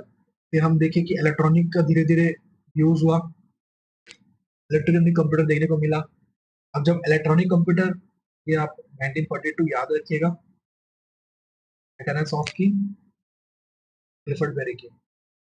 First electronic digital computer आ चुका, इन्वेंशन हो चुका था। इलेक्ट्रॉनिक डिजिटल कंप्यूटर था नहीं, वैक्यूम ट्यूब यूज कर रहे थे ये लोग। ठीक है, और कैपेसिटर का भी यूज संग्रहण के लिए करते थे ये लोग, स्टोरेज के लिए। सबसे इंपॉर्टेंट है हार्वर्ड मार्क वन। एक धीरे से इलेक्ट्रोमैकेनिकल जो ऑटोमेटिक पूर्ण स्वचालित जो था, हार्वर्ड मार्क वन का था। और हार्वर्ड ए आइकन ने इन्हें बनाया था। हार्वर्ड ए आइकन ने हार्वर्ड मार्क वन, ये पूर्ण स्वचालित कंप्यूटर था ये। तो मार्क वन से मार्क फोर पूछे, हार्वर्ड आइकन आपको सेलेक्ट करना है। ये यांत्रिक कैलकुलेटर भी बोलते हैं इसको। अब जो टैबलेटिंग मशीन है, आप याद रखिएगा, इसको रिलेट करेगा आज की जो आईबीएम मशीन है, आईबीएम इंटरनेशनल बिजनेस मशीन है आईबीएम। तो वो उस टाइम के टैबलेटिंग मशीन को ही चेंज होकर आईबीएम बन गई। कैसे? तो टैबलेटिंग मशीन का क्या हुआ, धीरे धीरे इसका सेलिंग स्टार्ट हुआ, बेचना स्टार्ट हुआ। तो आईबीएम ने अपना नाम रखा इंटरनेशनल बिजनेस मशीन। बिजनेस पे उतर चुके थे तब। अब अब ये अभी तक के जो कंप्यूटर है, ये ऑर्गेनाइजेशन में यूज होते थे। अब तक लोगों के हाथ तक कंप्यूटर नहीं पहुंचे थे। धीरे धीरे इसके इम्प्लीमेंट कैसे हुआ हम जानेंगे। ये हार्वर्ड है, ये आइकन है, याद रखिएगा। Mark one two mark four, ये इंपॉर्टेंट अगर पूछता है तो इनका ऑप्शन में लेना है हार्वर्ड। ये क्या थे? इलेक्ट्रोमैकेनिकल कैलकुलेटर थे। क्या थे? Electromechanical calculator. हमने देखा पहले कैलकुलेटर, फिर हमने देखा मैकेनिकल, फिर इलेक्ट्रॉनिक, एटॉमिक सॉफ्टवेयर बैरी की इलेक्ट्रॉनिक डिजिटल कंप्यूटर। उसके बाद हमने देखा इलेक्ट्रोमैकेनिकल, किसकी? इलेक्ट्रो ईएम, इलेक्ट्रोमैकेनिकल, हेवर्ड ए आइकन की। विश्व का प्रथम पूर्ण स्वचालित विद्युत यांत्रिक गणना यंत्र था ये। अभी भी गणना के यूज कर रहे हैं। मैंने बताया था एनियाक के बारे में।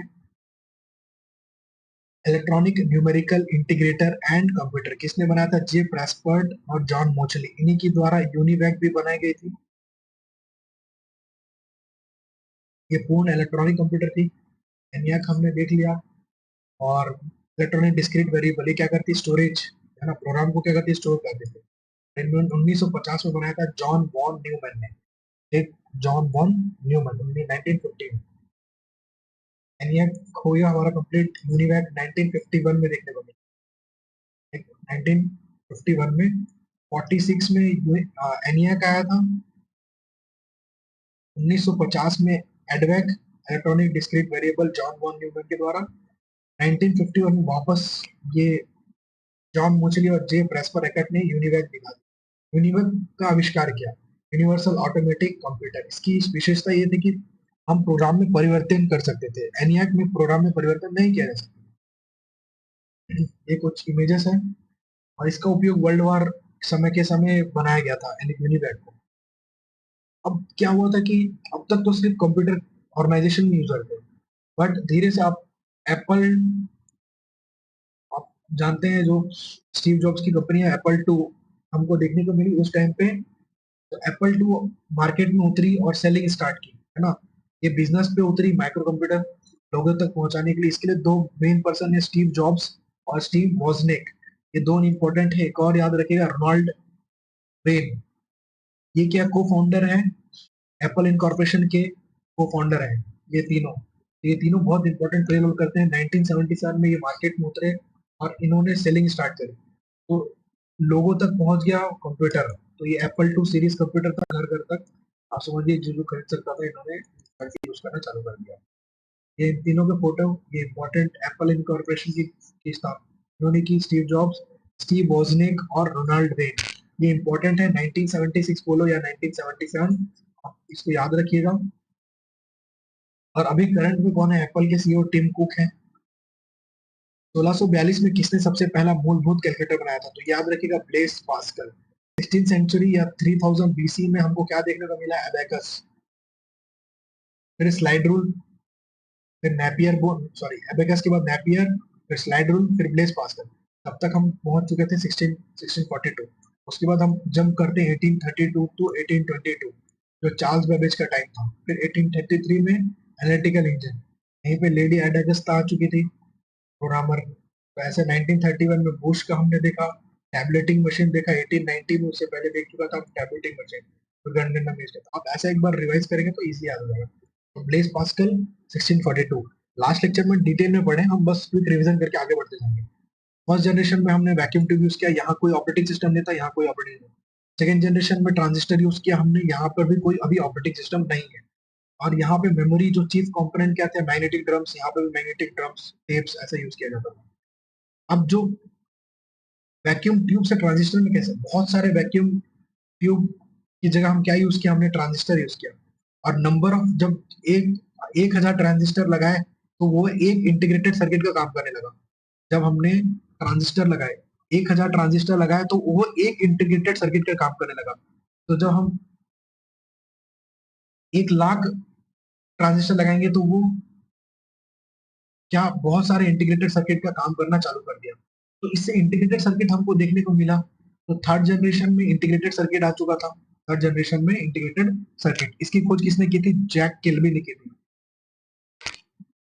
ये पूरे लेक्चर्स हम कंप्लीट कर चुके हैं, रिवाइज करते हुए छोटा छोटा चीज नया जान रहे हैं। एक जब कंप्यूटर बन रहा था तो पहले वैक्यूम ट्यूब का यूज किया था, वैक्यूम ट्यूब ऐसा हुआ करता था, खूब सारे वैक्यूम ट्यूब से बन के एक कंप्यूटर बनता था। फिर नंबर ऑफ ट्रांजिस्टर से मिलके बनता था ट्रांजिस्टर, ऐसा छोटा छोटा ट्रांजिस्टर, नंबर ऑफ ट्रांजिस्टर मिलके कंप्यूटर बनता था। तो जब इतने सारे ट्रांजिस्टर लगाते थे तो वो एक इंटीग्रेटेड सर्किट का काम करता था। जब 1000 ट्रांजिस्टर लगा रहे हैं तो वो एक इंटीग्रेटेड सर्किट का काम कर रहा है। तो हमने ऐसे लाखों ट्रांजिस्टर लगाए तो वो क्या कर रहा है, नंबर ऑफ इंटीग्रेटेड सर्किट का काम कर रहे हैं। तो फिर जब नंबर हम ज्यादा इंटीग्रेटेड सर्किट लगाना चालू किए, ठीक है, वो इंटीग्रेटेड सर्किट अलग दिखता है ट्रांजिस्टर से, तो नंबर ऑफ इंटीग्रेटेड सर्किट लगाना चालू किए तो वो एक माइक्रो प्रोसेसर का काम करना चालू किया। तो ऐसे हमको क्या देखने को मिलता है, लार्ज स्केल इंटीग्रेशन देखने को मिलता है, वेरी लार्ज स्केल इंटीग्रेशन देखने को मिलता है, अल्ट्रा लार्ज स्केल इंटीग्रेशन देखने को मिलता है। तो एग्जाम में इसका फुल फॉर्म पूछेगा। एक फर्स्ट जनरेशन देखा हमने, सेकंड जनरेशन कुछ इंपॉर्टेंट देखे। सेकंड जनरेशन तक कोई ऑपरेटिंग सिस्टम नहीं था, कुछ नहीं था। तो जो सेकंड जनरेशन में हमने एक, फिर इसमें फर्स्ट जनरेशन में भी कोई ऑपरेटिंग सिस्टम नहीं, सेकंड जनरेशन में कोई ऑपरेटिंग सिस्टम नहीं, थर्ड में आ गया लिनक्स। अब फोर्थ में हम पहुंचते तक डॉस और लिनक्स आया और विंडोज भी आ चुका था। ठीक। तो ऐसे हमने धीरे धीरे Windows, disc operating system, Linux, ये सब क्या ऑपरेटिंग सिस्टम है। इसके बाद अगर लैंग्वेजेस की बात करूं तो वैक्यूम ट्यूब में कौन सा, मशीन लैंग्वेज, लो प्रोग्रामिंग लैंग्वेज। ट्रांजिस्टर जब हम पहुंचे तो हम असेंबली लैंग्वेज क्या आ चुका था मार्केट में, असेंबली लैंग्वेज। ठीक। और असेंबली लैंग्वेज का सबसे बेस्ट एग्जांपल है कोबॉल। यहाँ पे अपन राइट्स कर लेते हैं, यहीं पे कर लेते हैं, बाकी बाकी बाद में तो नोट्स रखा हुआ है। कोबॉल सेकंड जनरेशन का लैंग्वेज है, फोर्ट्रॉन, फॉर्मूला ट्रांसलेशन। ठीक, ये क्या है, सेकंड जनरेशन के प्रोग्रामिंग लैंग्वेजेस है। COBOL common business oriented language. तो ये कुछ इंपॉर्टेंट लैंग्वेजेस हैं। फोर्थ जनरेशन में हमने देखा माइक्रो प्रोसेसर। तो इसको आप याद रखिएगा, ईयर भी बहुत इंपॉर्टेंट है, 1946 से स्टार्ट कीजिएगा और 53 57 आप ले सकते हैं फर्स्ट जनरेशन, 56 से 63 ले सकते हैं सेकंड जनरेशन। आप ऐसा आसपास के ईयर को सेलेक्ट कर सकते हैं। ये तो पढ़ा हमने जनरेशन। फोर्थ जनरेशन में हम माइक्रो प्रोसेसर का यूज कर रहे हैं। अब सिक्स जनरेशन में हम लोग अभी डेवलपमेंट में है क्वांटम, है ना, क्वांटम कंप्यूटर, केमिकल कंप्यूटर, ये सब क्या है सिक्स जनरेशन के कुछ इंपॉर्टेंट अभी डेवलपमेंट चल रहे हैं।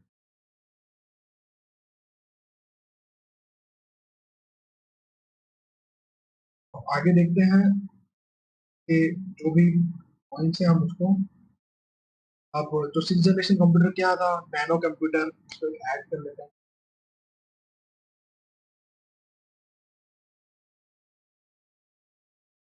Six generation, six generation computer में हम लोग नैनो कंप्यूटर, एक क्वांटम, केमिकल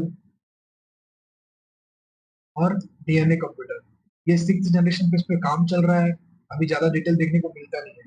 हाँ, अब जो मैंने बताया था कि फर्स्ट जनरेशन में वैक्यूम ट्यूब यूज करते थे, वैक्यूम ट्यूब, और ऐसे बड़े से आकार का एक वैक्यूम ट्यूब हुआ करता था, एक नंबर ऑफ, उस समय थोड़ा कम सस्ता था, इसी से कंप्यूटर बनाया जाता था। सेकेंड जनरेशन में ट्रांजिस्टर आ गए, छोटा छोटा एक ट्रांजिस्टर। फिर इंटीग्रेटेड सर्किट देखने को मिलता है हमको, जैक किल्बी के द्वारा इंटीग्रेटेड। तो याद रखिएगा, जब नंबर ऑफ, इसमें आप एक ऐसा याद रख सकते हैं कि अलग अलग नंबर ऑफ ट्रांजिस्टर यूज कर रहा हूँ, तो ये वो एक क्या एक इंटीग्रेटेड सर्किट का काम कर रहा है। अगर मैं 1000 ट्रांजिस्टर यूज कर रहा हूँ, तो वो एक इंटीग्रेटेड सर्किट का काम कर रहे हैं, थर्ड जनरेशन में आ चुका था। अगर मैं नंबर ऑफ 1000 यूज कर रहा हूँ तो एक इंटीग्रेटेड सर्किट, अगर इसको मैं 1 लाख यूज करूंगा, ट्रांजिस्टर यूज करूंगा, तो वो कितने इंटीग्रेटेड सर्किट का काम करेगा समझो, 1000 या 100 इंटीग्रेटेड सर्किट काम कर रहा है। तो ऐसे में क्या कर रहा हूँ, बहुत सारे ट्रांजिस्टर यूज कर रहा हूँ एक इंटीग्रेटेड सर्किट के लिए।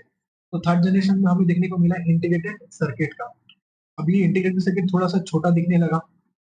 अब number of integrated circuit use कर रहा हूँ, तो वही क्या काम कर रहा है, माइक्रो प्रोसेसर, अब फोर्थ जनरेशन तक पहुंच गया।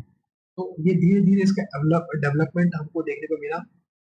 ये कुछ जनरेशन थे, ये क्विक रीजन चल रहा है, उसके बाद और जो ऐड करते हुए हम पढ़ रहे हैं।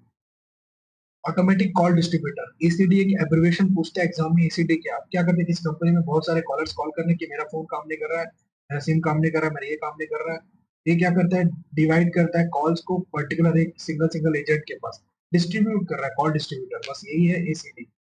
एडवांस डाटा कम्युनिकेशन प्रोटोकॉल, यहाँ पे क्या कम्युनिकेशन, किसका कम्युनिकेशन हो रहा है, डाटा कम्युनिकेशन का हो रहा है, एक पॉइंट से दूसरे पॉइंट तक डाटा का कम्युनिकेशन हो रहा है। तो प्रोटोकॉल यानी सेट ऑफ रूल्स के अंडर काम करेगा, जो भी डाटा कम्युनिकेशन डाटा शेयर होगा, सेट ऑफ रूल्स के अंडर होगा। तो ये है advance data communication protocol. Exam में पूछेगा एडीसीपी का फुल फॉर्म क्या है, एडवांस डाटा कम्युनिकेशन प्रोटोकॉल। ये देख सकते हैं सेट ऑफ रूल्स के अंदर ये काम कर रहा है, एक सेंडर है एक रिसीवर है। एसिंक्रोनस टाइम डिवीजन मल्टीप्लेक्सिंग, ये एटीडीएम का एग्जाम में एक बार पूछ सकता है, तो आप इसको बस याद रखिए, अपन पढ़ चुके हैं। What is bandwidth allocation protocol, मैंने बताया था कि एक रिमोट सर्वर एक्सेस है, दो क्लाइंट है ए और बी क्लाइंट, बट सी इससे कनेक्ट नहीं है। तो इसको कुछ डाटा शेयर करना है या कुछ डाउनलोड करना है, तो इसे रिमोट सर्वर एक्सेस से कनेक्ट करना होगा। जब ये कनेक्ट होगा, यहाँ देख सकते हैं बीएपी, बैंडविड्थ एलोकेशन प्रोटोकॉल से कनेक्ट है। अब बैंडविड्थ एलोकेशन यानी एलोकेशन है मतलब एलोकेट कर रहा है, बैंडविड्थ प्रोवाइड कर रहा है, क्या बैंडविड्थ यानी हाई बैंडविड्थ प्रोवाइड कर रहा है जब जिसको जरूरत है, बैंडविड्थ एलोकेशन प्रोटोकॉल। अब ये क्या प्रोटोकॉल यानी, हमेशा याद रखिएगा सेट ऑफ रूल्स या रूल्स।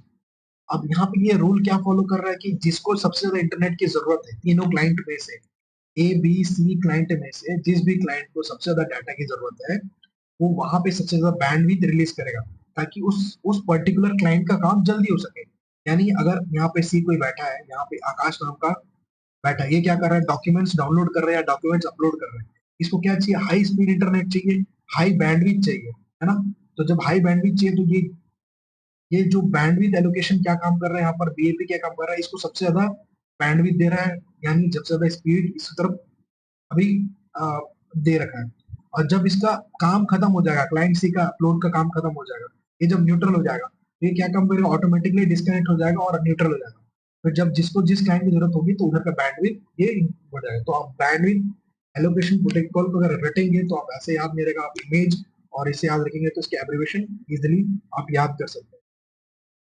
देखिए लो बैंडविड्थ है तो इंटरनेट स्पीड स्लो होगा, हाई बैंडविड्थ अच्छा होगा तो स्पीड आपको अच्छा देखने को मिलेगा, है ना। ये बैंडविड्थ और एग्जाम में कुछ इंपॉर्टेंट है, एग्जाम पर्पस एब्रिविएशन बेसिक, ये इंस्ट्रक्शन कोड है, बेसिक इंस्ट्रक्शन कोड है ना। बिगिनर्स के लिए एकदम सिंपल इंस्ट्रक्शन कोड, तो आप इसको याद रखिएगा, beginners all purpose symbolic instruction code, beginners all purpose symbolic instruction code. तो ये जो कोड है आप देख सकते हैं, ये आप स्कूल में भी, आपने कॉलेज में अगर कंप्यूटर क्लास होगा तो एक छोटा सा कोडिंग देखने को मिलता है, इनपुट आउटपुट। इनपुट में क्या दे रहे हैं, व्हाट इज योर नेम का आप जैसे कुछ इनपुट करोगे तो वो कुछ शो करेगा, प्रिंट आपने जैसे अपना नाम लिखा तो प्रिंट आएगा हेलो करके, ठीक है। तो आप याद रखिए ये सिंपल है, किसी इजी टू अंडरस्टैंड है ना, कोई भी बिगिनर्स इसको अंडरस्टैंड, इसलिए इसका नाम क्या है, बिगिनर्स ऑल इंस्ट्रक्शन, ये business beginners all purpose instruction code.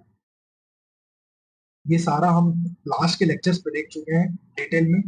और जो बेसिक का नया वर्जन है क्यू बेसिक और माइक्रोसॉफ्ट बेसिक, ये माइक्रोसॉफ्ट बेसिक, ये नया वर्जन है बेसिक का, beginners all purpose instruction code. DMA का फुल फॉर्म पूछता है, direct memory access. Disk operating system कहाँ देखने को मिला था हमें, डिस्क ऑपरेटिंग सिस्टम ये फोर्थ जनरेशन का। थर्ड जनरेशन में क्या आया था, लिनक्स ऑपरेटिंग सिस्टम। पहले और सेकंड जनरेशन में कोई भी ऑपरेटिंग सिस्टम नहीं थे, थर्ड में पहुंचा लिनक्स, फोर्थ में आ गया इंटीग्रेटेड ये डॉस, फिफ्थ में हम लोग विंडोज, डॉस, लिनक्स का यूज करते हैं। अब अभी भी डॉस और लिनक्स इसलिए यूज होता है क्योंकि लास्ट जो पहले के जनरेशन कंप्यूटर थे जो उस टाइम के थे, तो उन्होंने ऐसे एप्लीकेशन डेवलप कर दिए जो अभी भी उस एप्लीकेशन पे ऑपरेटिंग सिस्टम पे काम करते हैं, लिनक्स पे ही काम करते हैं, डॉस पे काम करते हैं, तो इसका अभी भी यूज होता है, इसको अपग्रेड किया जाता है।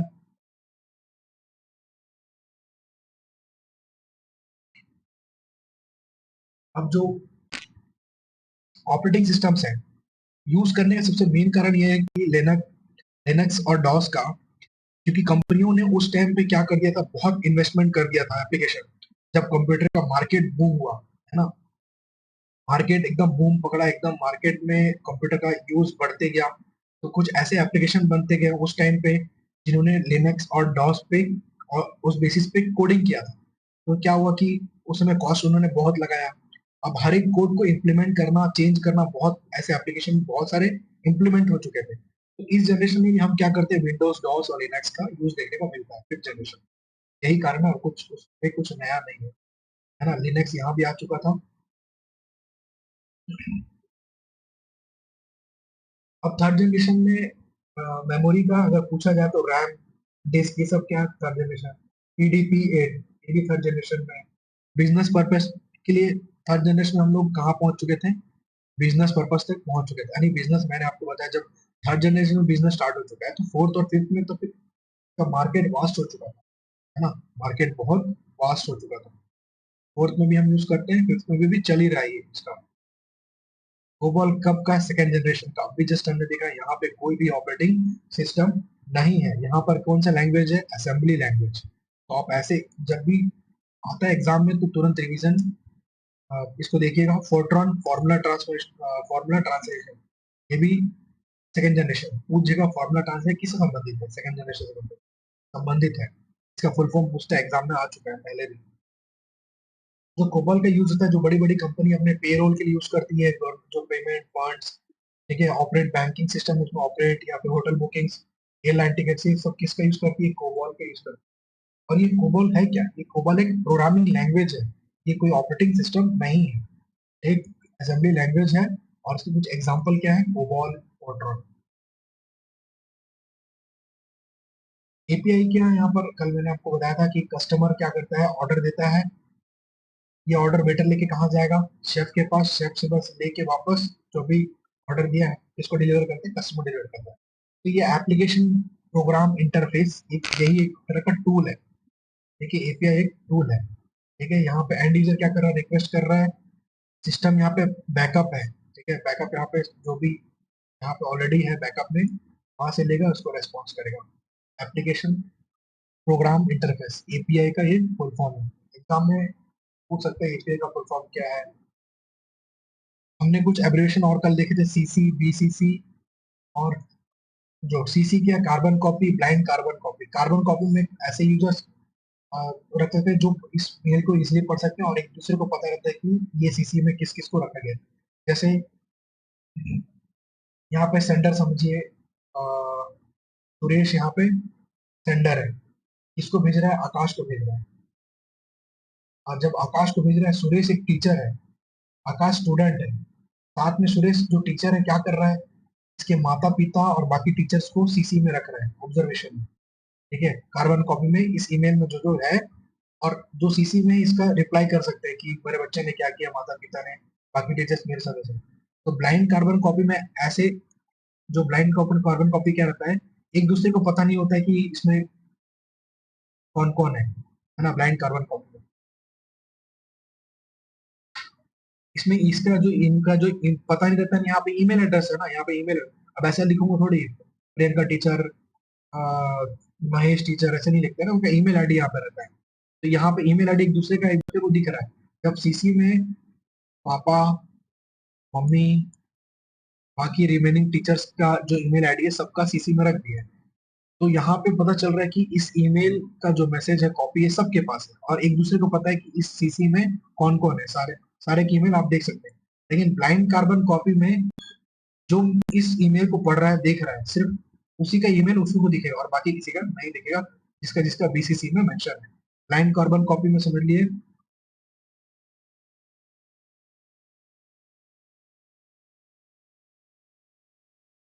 यही है ब्लाइंड कार्बन कॉपी में, एक का रखा हुआ है, बाकी एक दूसरे का ईमेल आईडी नहीं देख सकते, ब्लाइंड कार्बन इनविजिबल है। तो ये कार्बन कॉपी याद रखिए, बीसीसी याद रखिए, ठीक है। यहाँ पे देखिए, only the person tagged see themselves, जिसको हमने टैग किया बीसीसी में वो खुद देख सकता है अपने आप को, बाकी किसी का ईमेल आईडी बीसीसी में नहीं देख सकता। और सीसी में जितने भी ईमेल आईडी मेंशन है सब देख सकते हैं। कार्बन कॉपी,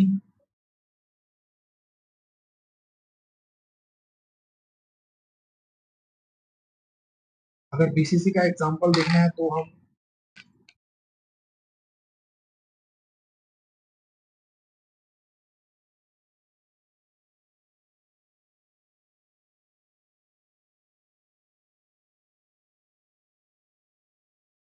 कंपोज करते हैं एक ईमेल, थोड़ा बड़ा कर लेते हैं। तो यहाँ पे देख सकते हैं, टू में वो रख लेते हैं, टू में ये एक, और सब्जेक्ट है सीसी और बीसीसी। एक बीसीसी में अगर मैं कॉमा, यही है ईमेल, तो यहाँ पे ये बताना चाहता हूँ कि ये एक दूसरे के बारे में, एक दूसरे का ईमेल आईडी नहीं देख सकते।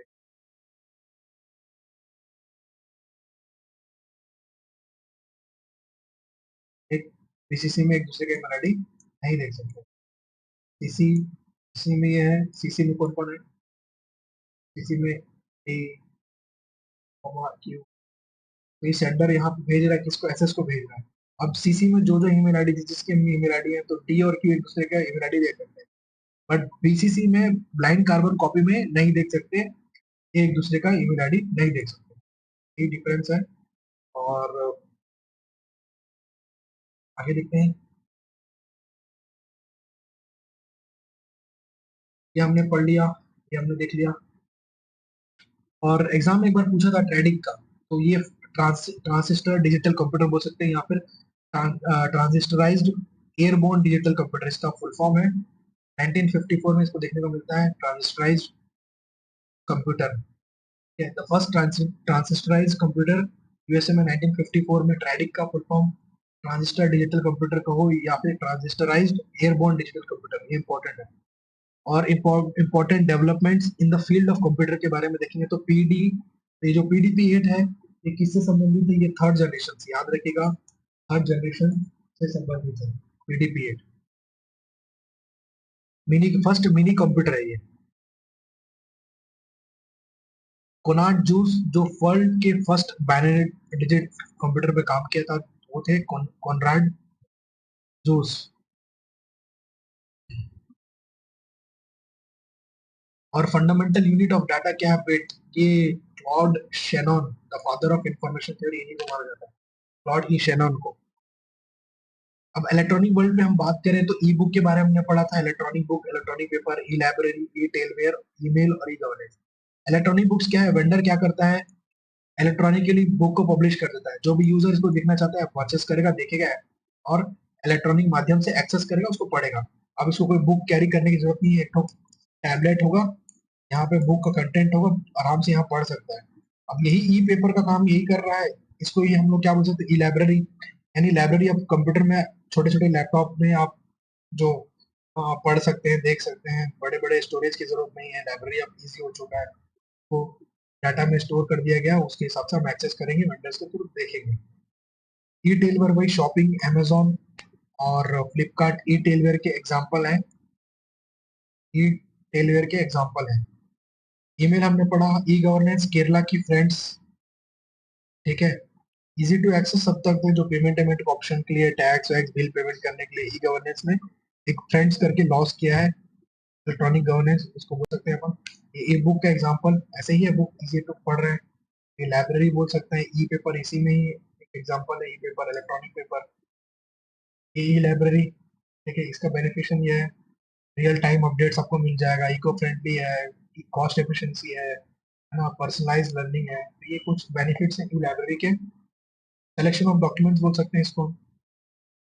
फ्रेंड्स मैंने बताया ई, ये जो है केरला के द्वारा एक मिशन है, ठीक है। ये क्या है, इजी टू जो सारे बिल है, टैक्सेस है, इसके द्वारा पे कर सकते हैं।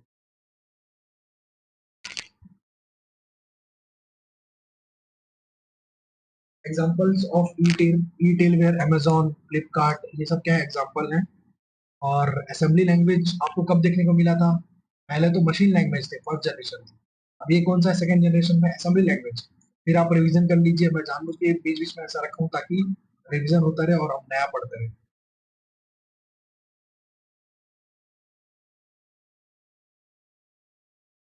कोबॉल फोर्ट्रान, ठीक, ये सेकंड जनरेशन। और यहाँ पे मैग्नेटिक टेप्स क्या थे, मेमोरी डिवाइसेस थे। आईबीएम आपको देखने को मिलता है एग्जांपल, आईबीएम 700, 1401। जब जब आईबीएम याद आएगा तो आपको टैबलेटिंग मशीन आना चाहिए।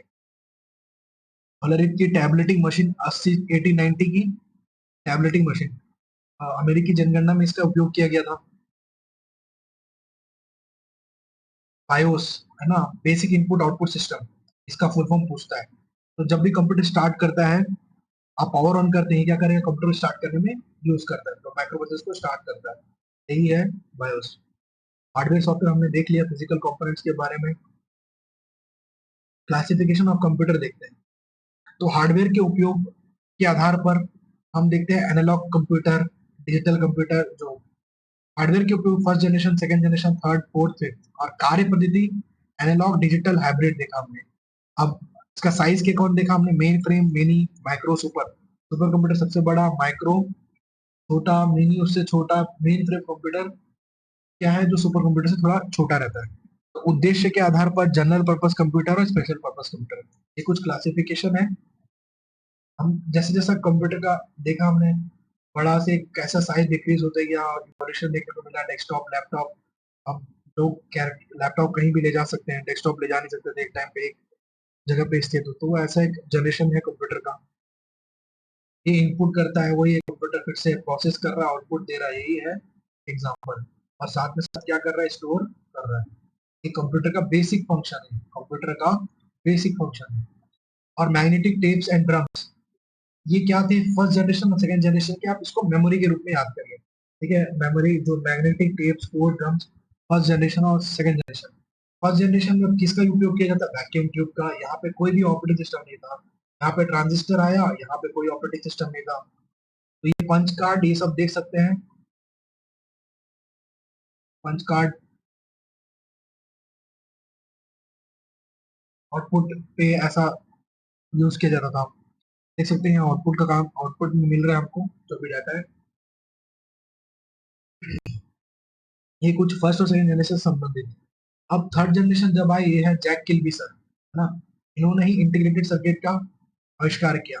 यानी ये देखिए इतने सारे ट्रांजिस्टर यहाँ पे, नंबर ऑफ ट्रांजिस्टर इन्होंने लगा दिए, और एक ट्रांजिस्टर का काम, एक इतने सारे ट्रांजिस्टर मिलके एक इंटीग्रेटेड सर्किट का काम कर रहे हैं। और नंबर ऑफ इंटीग्रेटेड सर्किट, बहुत सारे integrated circuit, IC IC IC IC IC और आईसी, आप ऐसे एक डब्बा बना लो, इसी को हम माइक्रो प्रोसेसर बोल सकते हैं, है ना। ये टी बोल लो, इतने सारे ट्रांजिस्टर मिलके एक इंटीग्रेटेड सर्किट। तो ऐसे अपन लाखों ट्रांजिस्टर लगाए तो वो हजारों इंटीग्रेटेड सर्किट का काम करने लगे। जब हम हजारों इंटीग्रेटेड सर्किट लगाए तो एक माइक्रो प्रोसेसर काम कर रहे हैं। तो हम जब लाखों इंटीग्रेटेड सर्किट लगा रहे हैं तो वो माइक्रो प्रोसेसर की स्पीड को कितना कितना एफिशिएंसी बढ़ गया। तो ये है थोड़ा थोड़ा हम रिवीजन के साथ बढ़ रहे हैं आगे।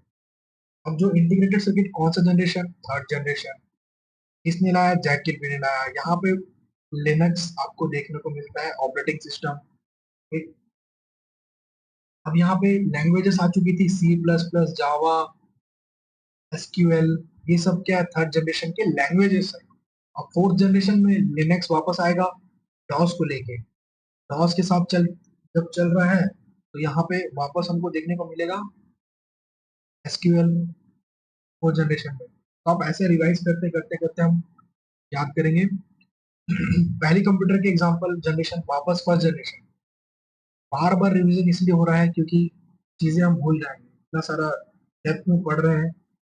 तो first generation ENIAC, UNIVAC, Mark two, UNIVAC two, IBM, ये सब फर्स्ट जनरेशन कंप्यूटर। आकार में क्या होते थे, बड़े होते थे, और वैक्यूम ट्यूब का यूज किया जाता था। यहाँ पर कोई भी ऑपरेटिंग सिस्टम नहीं था फर्स्ट जनरेशन में, बस आप इतना याद रखिए। ये कुछ है, एनईए का फुल फॉर्म क्या है, electronic numerator integrator and calculator. किसने खोज की, जॉन मोचली और जे प्रेस्पर एकर्ड, उन्होंने ही यूनिवैक की भी खोज की थी। मार्क मार्क से संबंधित जैसा आता है तो हार्वर्ड याद रखिए, ए आइकर, हार्वर्ड ए आइकर, तो ये इंपॉर्टेंट है। और मार्क वन बोला जाए तो इलेक्ट्रोमैकेनिकल कैलकुलेटर से ये प्रचलित था। एडवैक का इंपॉर्टेंट ये था कि इसमें प्रोग्राम स्टोर किया जा सकता था। यूनिवैक में प्रोग्राम में चेंज कर सकते थे, यानी हमने कोई प्रोग्राम लिख दिया है तो एनिएक में प्रॉब्लम होता था प्रोग्राम को चेंज करना, बट जब यूनिवैक आ चुका था तो प्रोग्राम में चेंजेस हम कर सकते थे, ये डिफरेंस था। अब वैक्यूम ट्यूब मैं बात कर रहा हूँ, फर्स्ट जनरेशन में वैक्यूम ट्यूब का यूज किया जाता था, जो बहुत उस समय कॉस्ट कम होता था। तो जो वैक्यूम ट्यूब की खोज किसने की, जॉन एम्ब्रोस फ्लेमिंग ने। फिर सेकेंड जनरेशन की बात करूँ तो हम ट्रांजिस्टर यूज कर रहे हैं, इसकी खोज किसने की, बेल लैबोरेटरीज। यहाँ पे कोई ऑपरेटिंग सिस्टम नहीं, फिर से यहाँ पे कोई भी ऑपरेटिंग सिस्टम नहीं। यहाँ पे मशीन लैंग्वेज दो प्रोग्रामिंग लैंग्वेज बोल सकते हैं। यहाँ पे आ चुका था असेंबली लैंग्वेज, एक असेंबली लैंग्वेज। आईबीएम सबसे बेस्ट एग्जाम्पल है, आईबीएम 700401, 7030, ये सब आईबीएम के 7 सीरीज। जब असेंबली लैंग्वेज का आविष्कार किया गया किसके द्वारा, grace hopper, doctor grace hopper. Assembly language कहाँ यूज कर रहा हूँ मैं, सेकेंड जनरेशन में। ये कुछ एग्जाम्पल, अब आगे देखते हैं। दूसरी सेकेंड जनरेशन की वापस हम रिवीजन आ रहे हैं। ट्रांजिस्टर किसने खोज की, ट्रांजिस्टर की बेल लेबोरेटरीज ने खोज की। कोई भी ऑपरेटिंग सिस्टम नहीं था। आईबीएम 700, ये कुछ एग्जांपल आपने याद कर लीजिए। यहाँ पे असेंबली लैंग्वेज यूज किया जाता था जिसको high level programming language. Assembly language का आविष्कार किसने किया, ग्रेस हॉपर और बेल लेबोरेटरीज। इसको याद रखने के लिए बेल ग्रेस याद रखो, है ना। ग्रेस हॉपर ने असेंबली लैंग्वेज, बेल लेबोरेटरीज ने ट्रांजिस्टर। ठीक, टीबी और एजी, आप ऐसे याद रखो, टीबी एजी, यानी आपको एग्जाम में पूछे तो एटलीस्ट आपको क्लिक कर पाए बेल लेबोरेटरी किससे संबंधित है, ग्रेस हॉपर सेकंड से। फोर्थ जनरेशन, थर्ड जनरेशन हम पढ़ चुके हैं, फोर्थ जनरेशन देखते हैं। अगर देखना है थर्ड जनरेशन को तो वापस इंटीग्रेटेड सर्किट, इसमें लिनक्स ऑपरेटिंग सिस्टम आ चुका था। ये जो रैम है स्टोरेज के लिए यूज किया जाता था ऑपरेटिंग सिस्टम। खोज किसने की? जैक किल्बी ने की। सी प्लस प्लस, एसक्यूएल, जावा थर्ड जनरेशन में आपको देखने को मिल गया था। और इसका सबसे बेस्ट एग्जांपल है सुपर कंप्यूटर किस जनरेशन से मेड? क्रे 1 थर्ड जनरेशन से संबंधित है, याद रखिएगा क्रे 1। कुछ इंपॉर्टेंट आगे देखते हैं। Multi user multitasking operating system fourth generation computer, इसमें लिनक्स, डॉस, एमएस, विंडोज सब आ चुका था एप्पल।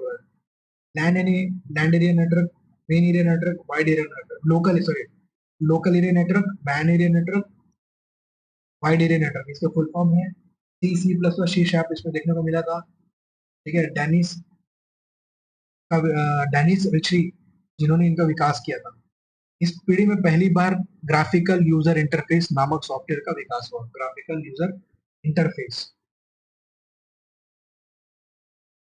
अब जो हम फिफ्थ जनरेशन की बात कर रहे हैं, ये कौन है? इसके महाशय एआई पे सब काम चल रहा है। जॉन मैकार्थी इसके फादर है, मतलब फादर ऑफ आर्टिफिशियल इंटेलिजेंस बोल लीजिए, जॉन मैकार्थी। इन्होंने फिफ्थ जनरेशन में हम एआई पे भी काम कर रहे हैं और सिक्स जनरेशन तक हम लोग पहुंच चुके हैं। अब जो रोबोट रोबोट बन रहा है, टीचर देखना हमने केरल में आयरिश टीचर, है ना, एंकर्स देख रहे हैं हम लोग, सना, लिसा, तो ये सब क्या है? रोबोट एआई पे काम कर रहे हैं। फर्स्ट जनरेशन में वैक्यूम ट्यूब ऐसा दिखता था, ट्रांजिस्टर ऐसे, इंटीग्रेटेड सर्किट, माइक्रो प्रोसेसर आ गया। First generation, second generation, third generation, fourth generation और फिफ्थ जनरेशन को ऐसा हमको देखने को मिलता है। Fifth generation micro processor.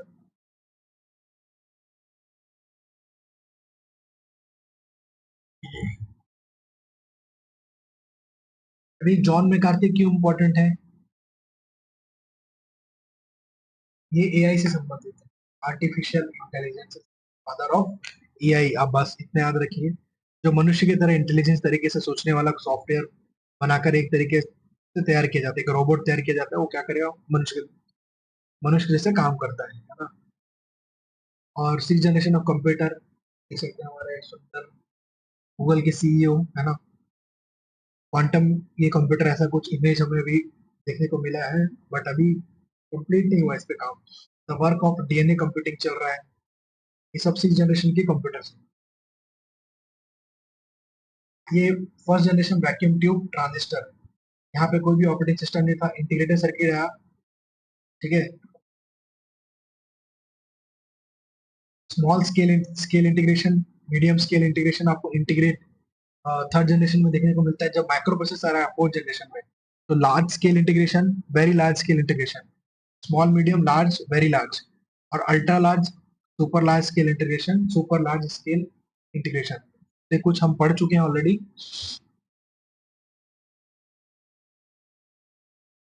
अब यहाँ पे जो कहने का मतलब ये है, जो भी हम इनपुट देते हैं, तो मैं एक ह्यूमन कीबोर्ड में इनपुट दे रहा है, एक इनपुट दे रहा है। अब वो कंप्यूटर कौन सी भाषा समझता है? हम पढ़ चुके हैं बाइनरी भाषा, 1 0 0 0 1, ये भाषा समझता है कंप्यूटर। तो ह्यूमन लैंग्वेज में दिया, बाइनरी में कन्वर्ट करता है और सीपीयू को भेजता है। सीपीयू उसको प्रोसेस करेगा, वापस बाइनरी में सीपीयू से हमको डाटा मिलता है, लेकिन जब वो मॉनिटर में रिप्रेजेंट होता है तो वो ह्यूमन लैंग्वेज, मानवीय भाषा बोल सकते हैं, आपको ऐसा देखने को मिलता है। अब सेम ऐसी माइक में कुछ बोल रहा हूँ तो वो ध्वनि तरंग के रूप में माइक में आपको सुनाई देगी। फिर वो क्या, इलेक्ट्रोमैग्नेटिक में कन्वर्ट होती है। कंप्यूटर को कौन सी भाषा समझ में आती है? इलेक्ट्रोमैग्नेटिक भाषा समझ में आती है। तो वापस सीपीयू क्या करेगा? इलेक्ट्रोमैग्नेटिक में उसको प्रोसेस करेगा। फिर जब हमको वो आउटपुट देगा तो किसमें देगा? ध्वनि तरंग, क्योंकि हमको ह्यूमन को वही ध्वनि तरंग समझ में आती है। और सीपीयू किस पे काम करता है? इलेक्ट्रोमैग्नेटिक तरंग पे, ऐसा आप याद रखिए। मैंने बताया कि कंप्यूटर किस में काम करता है? बाइनरी कोड पे करता है, बाइनरी डिजिट या बाइनरी सिस्टम पे काम करता है कंप्यूटर। और फंडामेंटल यूनिट ऑफ डाटा क्या है? बिट। पूछा था एग्जाम में, कौन सा क्षेत्र आमतौर पर दक्षता और उत्पादकता को बढ़ाने के लिए कंप्यूटर नियंत्रित रोबोट का उपयोग करता है? तो उत्पादन याद रखिएगा। तो कंप्यूटर रोबोट का आज शब्द यूज होता है कहीं कहीं इंडस्ट्री में खाना बनाने के लिए, पढ़ाने के लिए, सब जगह, बट मैक्सिमम इसका यूज होता है प्रोडक्शन पे। एक निम्नलिखित में से कौन कंप्यूटर का इनपुट डिवाइस है, पूछता है। Internet input device. Input device इसमें से कौन सा है? इथरनेट है क्या? ये हमने सुना भी नहीं। और वाईफाई डिवाइस, ये भी इनपुट डिवाइस में अभी नहीं गिनेंगे इसको। L2 स्विच, ये भी नहीं है। जो टच पैड क्या है? Input device. अब टच पैड आप देखिए, अब टच पैड में जब पीसी से कनेक्ट या कंप्यूटर से कनेक्ट कर रहा हूँ, यहाँ जो भी लिख रहा हूँ इनपुट यहाँ आउटपुट पे रिफ्लेक्ट होगा, ये क्या है? Input device touch pad. तो आप ऐसे एक एलिमिनेट करिएगा, उसके हिसाब से आपको समझ में आ जाएगा। इसमें से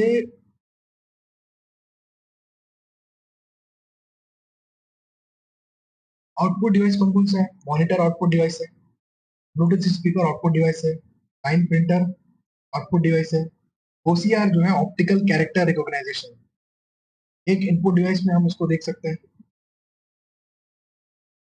और ये जो इनपुट डिवाइस का वर्गीकरण, ह्यूमन डाटा एंट्री डिवाइस के की इन डिवाइस, कीबोर्ड, पॉइंट हमने पढ़ चुका, mouse, track ball, joystick, pick device, light pen, stylus pen, tab pen, touch screen.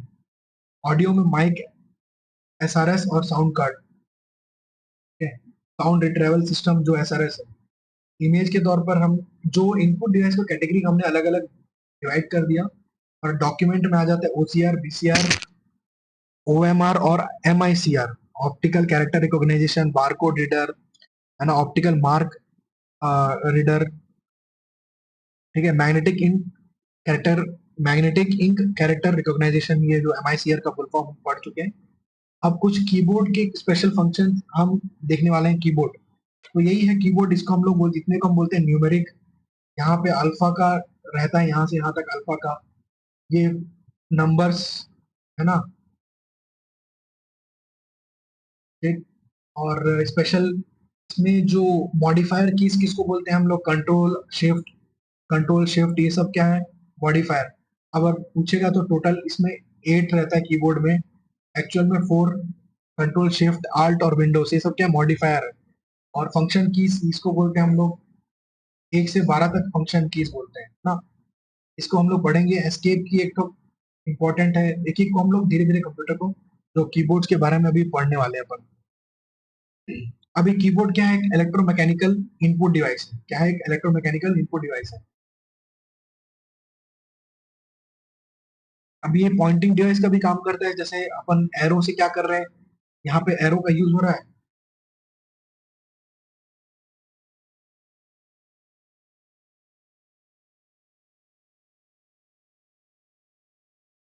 यहाँ पे जो एरो का यूज हो रहा है, ये पॉइंट करने के लिए भी काम आ सकता है, तो इसको हम लोग पॉइंटिंग डिवाइस, जैसे माउस पॉइंटिंग डिवाइस है, वैसे भी कीबोर्ड को भी हम पॉइंटिंग डिवाइस बोल सकते हैं।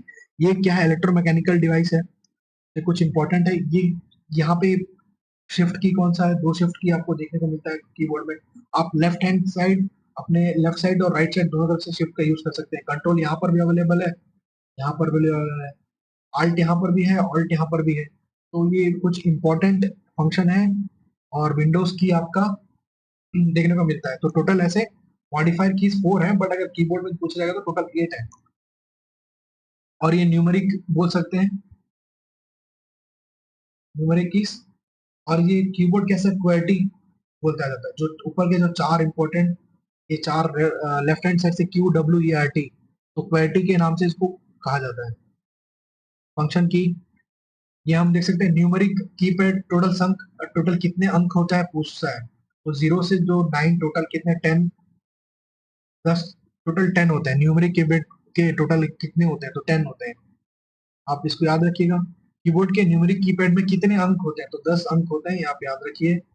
और ये जो एरो है यहाँ पर, ये क्या काम कर रहा है? कर्सर मूवमेंट का काम कर रहा है। यानी अगर मेरे को पेज पेज ऊपर करना है तो ऊपर वाला एरो यूज करूंगा, पेज डाउन करना है तो इधर, थोड़ा सा इधर स्लाइड करना है तो ये लेफ्ट साइड, राइट साइड, तो ये कर्सर मूवमेंट बटन बोलते हैं इनको। तो एग्जाम में पूछेगा कर्सर मूवमेंट बटन कितने होते हैं? 4 कर्सर मूवमेंट बटन कीबोर्ड में। और which of the following are modifier keys. अब यहाँ पे हमने बताया था control alt shift, control alt, ये सब क्या है, मॉडिफायर कीज है। क्या है ये मॉडिफायर कीज है। तो यहाँ पे ऑप्शन में क्या है, कंट्रोल एक मॉडिफायर है, ऑल्ट एक मॉडिफायर है, एस्केप बचने का काम करता है। जैसे अब मैं यहाँ पे पेन यूज कर रहा हूँ, ठीक है, मेरे को यहाँ से पेन हटाना है तो मैं एस्केप यूज किया। देखिए फिर कर्सर जो भी मैं यहाँ पे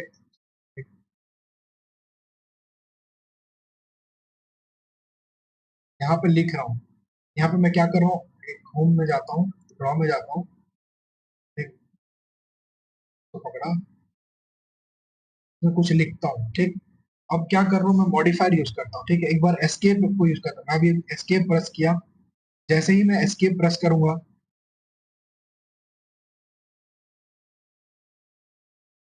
इरेजर यूज करता हूँ। अब मैं इरेजर का यूज कर रहा हूँ, हट गया, एस्केप यूज करा,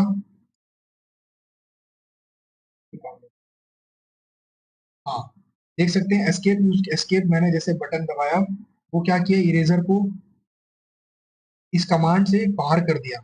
अब मैं वापस पॉइंटर यूज कर रहा हूँ, तो अब यहाँ पे लिख सकते हैं ABCD। अब मैं क्या कर रहा हूँ, कर्सर इरेजर का यूज कर रहा हूँ, इरेजर सेलेक्ट किया। जब मैं इरेजर सेलेक्ट कर रहा हूँ तो ये क्या करेगा, अभी मैं यहाँ पे वापस जाके इरेजर,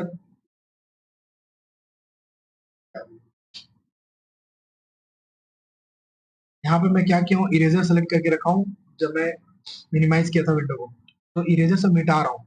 अब मुझे इरेजर नहीं चाहिए, वापस पॉइंटर चाहिए। तो जैसे ही मैं एस्केप बटन यूज करूंगा, तो ये क्या का काम करेगा,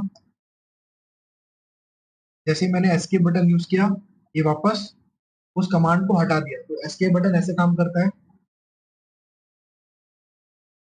और मॉडिफायर कीज यहाँ पे कंट्रोल ऑल्ट एस्केप बचने के लिए, ठीक, ऑल्ट कंट्रोल शिफ्ट विंडोज, ये सब क्या मॉडिफायर कीज है। तो कीबोर्ड में पूछेगा कितने मॉडिफायर कीज, मॉडिफायर कीज कितने होते हैं, 4 होते हैं, बट अगर कीबोर्ड पर्टिकुलर में 8 आपको देखने को मिलते हैं, डबल डबल रहता है, दो ऑल्ट दो कंट्रोल दो शिफ्ट आपको देखने को मिलता है। In standard keyboard the shift alt shift and controls, ये सब क्या बोलते हैं, यहाँ पर अगर विंडोज ऐड कर दूं तो इन्हीं को हम लोग क्या बोलते हैं, स्पेशल पर्पस की या बोला जाता है। ऑल्ट शिफ्ट और कंट्रोल को क्या स्पेशल पर्पस की है।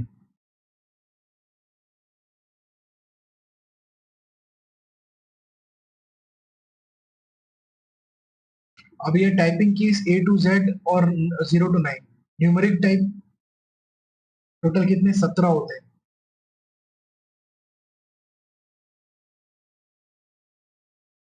फंक्शन कीज 1 से 12, F1 से F12 तक function keys. Control keys page up down delete alternate escape, ये सब क्या कंट्रोल कीज है। Special purpose enter shift caps lock num lock space print screen, ये सब क्या है स्पेशल कीज। अब यहाँ पे देख लेते हैं, यहाँ पे ये सब क्या है स्पेशल कीज है, page up down num lock, ये सब क्या है स्पेशल कीज है। स्पेस बार डिलीट, ये सब ये एंटर, ये सब क्या कंट्रोल कीज, न्यूमेरिक कीज इसको बोल सकते हैं।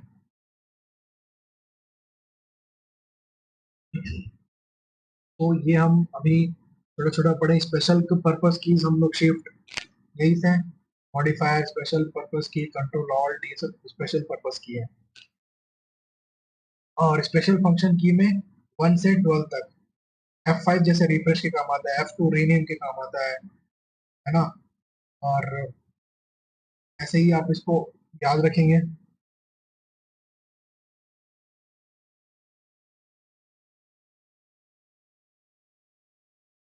आजकल 104 106 108 बटन वाले क्वेटी कीबोर्ड का प्रयोग प्रचलन में है। क्वेटी, ये जो क्वेटी कुछ नहीं है, यहाँ पे QWERT, क्वेटी कीबोर्ड यही है।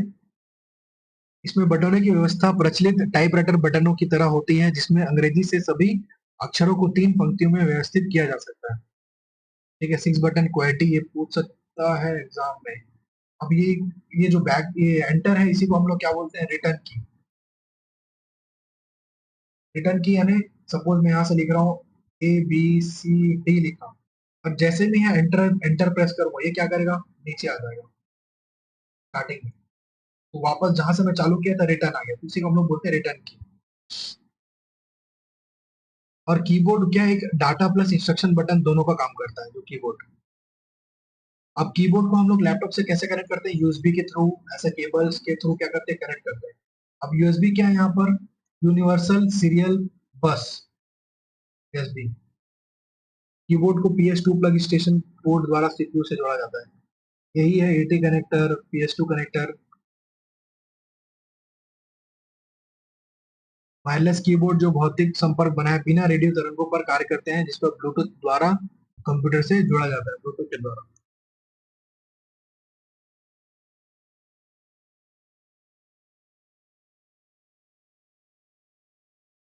मुख्य कीबोर्ड फंक्शन कीबोर्ड, संख्यात्मक keypad, cursor, movement button, modifier button, special purpose button हमने देखा था।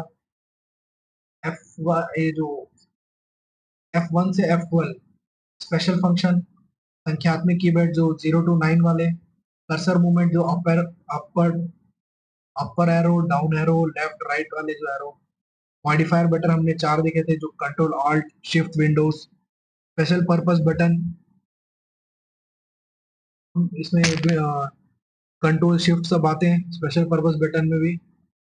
ये देखिए, कंट्रोल शिफ्ट, कैप्स लॉक, बार, टैब, प्रिंट स्क्रीन, ये सब क्या नम लॉक स्पेशल कुछ बटन है। ये फंक्शन की, अब मैंने इसको एक एलिमेंट्स ऐसा रखा है, ये जो फंक्शन की इसके लिए सिर्फ F1 से F12 तक फंक्शन की। F1 यहाँ पे काम कर रहे हैं, ये क्या करते हैं, हेल्प स्क्रीन ओपन करते हैं, हेल्प स्क्रीन ओपन करता है। एक बार मैं F1 प्रेस करके देखता हूँ। ये देखिए, जैसे मैंने F1 ओपन किया, F1 क्लिक किया, तो ये क्या किया, मुझे डायरेक्ट रीडायरेक्ट कर दिया। How to get help in Windows, यानी हेल्प स्क्रीन को ओपन कर रहा है F1। F2 allows you to rename a select folder और फाइल। F2 यहाँ पे दबा के देखता हूँ तो किसी फोल्डर को। थर्ड क्या, open A search feature on an application that is active at the moment. अब मैं किस में पढ़ा रहा हूँ आपको, पावर पॉइंट पे पढ़ा रहा हूँ। जैसे मैं F3 दबाऊंगा तो ये क्या करेगा, सर्च फीचर ओपन करेगा।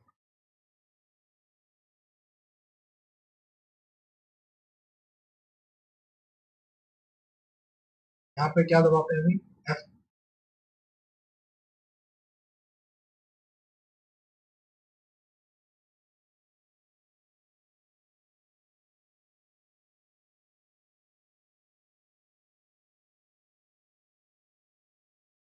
यहाँ पे। ये देखिए, जैसे मैं यहाँ पे इस एप्लीकेशन पे क्या कर रहा हूँ, F1 और F3 दबा रहा हूँ, तो ये क्या कर रहा है, सर्च ऑप्शन ओपन कर रहा है, जो भी आपका एप्लीकेशन एक्टिव है उस पे। और Alt और F4 दबाऊंगा तो विंडो को क्लोज कर देगा। Allows you to refresh, F5 refresh करता है। F6 क्या करे, move the cursor to the address bar in most internet browser. अब F6 यहाँ पे क्या काम कर रहा है, F स्पेशल फंक्शन है, तो स्पेशल फंक्शन को ऑन करने के लिए आपको Fn और F6 दबाना है। तो ये हमें एड्रेस बार पे ले गया। अब यही है एड्रेस बार, ठीक है। तो आप एक बार प्रैक्टिस करेंगे तो इजीली याद रहेगा डेली। F7 क्या काम कर रहा है, ग्रामर। अब देखते हैं F7 दबा के, देख सकते हैं इस पूरे पूरे पीपीटी से जो भी स्पेलिंग चेक करने का काम कर रहा है F7। F2 रीनेम देखा हमने, है ना। F3 search bar option open कर रहा है। F4 हमें विंडो को क्लोज करने के लिए, F5 रिफ्रेश करने के लिए, F6 इसका जो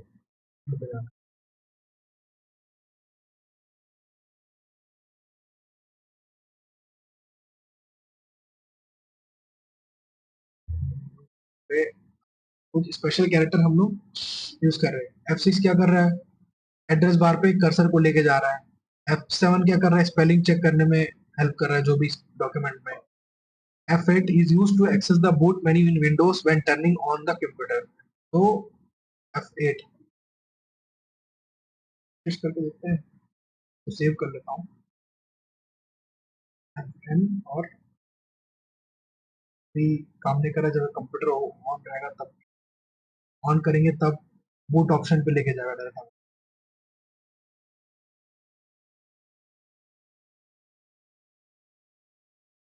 कुछ स्पेशल कैरेक्टर है। F12 क्या कर रहे हैं, open the save as dialog box, तो F12 के अपन यूज करके देखते हैं, F10 और F12। तो सेव डायलॉग बॉक्स पे लेके जा रहा है हमें, सेव करने के लिए, इस फाइल को सेव करने का ऑप्शन दे रहा है F12। अब enters and exit full screen mode in internet browser, यहाँ पे F1 और F11 देखते हैं। तो जैसे ही मैंने F1 और F11 का यूज किया, ये क्या कर रहा है, फुल स्क्रीन पे लेके जा रहा है, और वापस उसको दबाएंगे, रिडायरेक्ट आपको नॉर्मल स्क्रीन पे आपको लेके आएगा।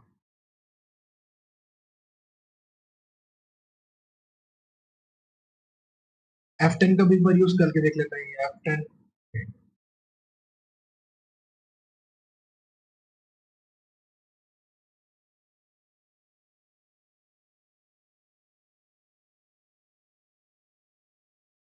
उसके बाद कीपैड, अब इन्हीं को हम नेविगेशन की, डायरेक्शन कीज, एरो कीज बोलते हैं।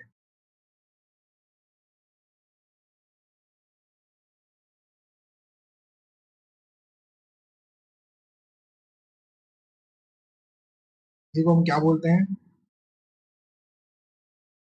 डायरेक्शन कीज, एरो के। ये जो एरोज हैं, लेफ्ट राइट अप और डाउन, ये क्या, direction keys, arrow keys, navigation keys.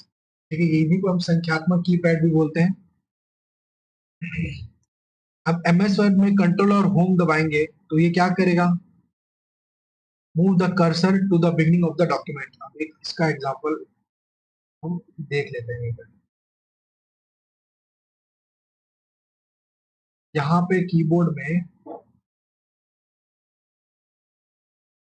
क्या बोल रहा है, कंट्रोल और होम, कंट्रोल और होम बटन आपको यूज करने बोल रहे हैं। ठीक है, यहाँ पे आप देख सकते हैं, यहाँ पे कंट्रोल और ये कंट्रोल बटन और ये होम बटन को क्या बोल रहा है, एक साथ दबाएंगे तो बिगिनिंग ऑफ द डॉक्यूमेंट लेके जाएगा कि नहीं, चेक करते हैं। आगे हमें पहुंच गया, यहीं से स्टार्ट किया था। जैसे ही मैंने कंट्रोल और होम बटन को यूज किया कीबोर्ड में, तो मुझे सबसे स्टार्टिंग पेज का सबसे स्टार्टिंग वहां पे लेके आ गया। अगर मैं कंट्रोल और एंड यूज करूंगा तो इस पेज का लास्ट में लेके आएगा। ये कुछ स्पेशल कैरेक्टर्स हैं, तो हम देखते हैं। तो यहाँ पे जैसे मैं कंट्रोल और होम दबा रहा हूँ, move the cursor to the beginning of the document लेके गया, तो हमको फर्स्ट पेज पे। अगर वो एंड लेके जाना है तो कंट्रोल और एंड दबाऊंगा तो उस डॉक्यूमेंट के एंड पेज पे लेके जाएगा। ठीक है, बिगिनिंग ऑफ द डॉक्यूमेंट ये देख चुके हैं हम। और किसी भी डॉक्यूमेंट को ओपन करने के लिए control open, new document control N, save करने के लिए कंट्रोल एस, डॉक्यूमेंट को क्लोज करने के लिए कंट्रोल विंडो। ठीक है, कट करने के लिए कंट्रोल एक्स, कॉपी के लिए कंट्रोल सी, पेस्ट के लिए कंट्रोल डी, है ना। सब डॉक्यूमेंट को सेलेक्ट करने के लिए कंट्रोल ए। तो आप इसको प्रैक्टिस करेंगे तो ये आ जाएगा। किसी भी लेटर को बोल्ड करना है, टेक्स्ट को, मैंने लिखा है आकाश, स्मॉल में लिखा है आकाश, तो सेलेक्ट कीजिए और कंट्रोल वो दबाइए, ये बोल्ड में कन्वर्ट हो जाएगा, ए के एस।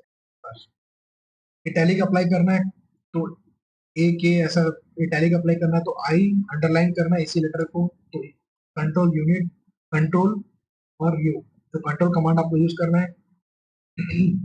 अब इस फॉन्ट का साइज कैसे डिक्रीज होगा, कंट्रोल ये दबाओगे तो डिक्रीज होगा। ये कहाँ दिखता है, आपको दिखाते हैं कीबोर्ड में, ये कंट्रोल और आपको ये डिक्रीज और ये इंक्रीज। तो जब मैं दबा के दिखा,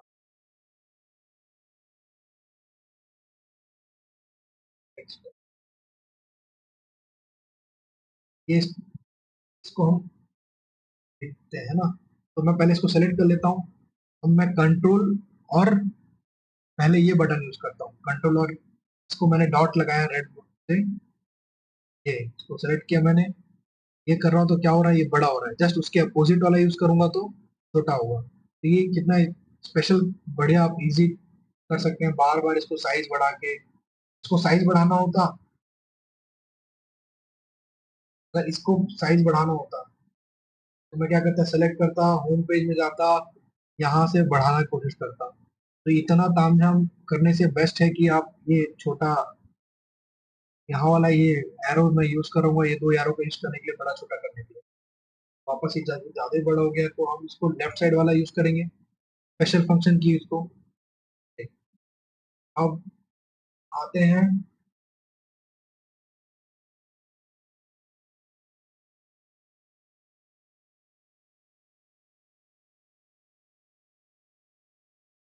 ये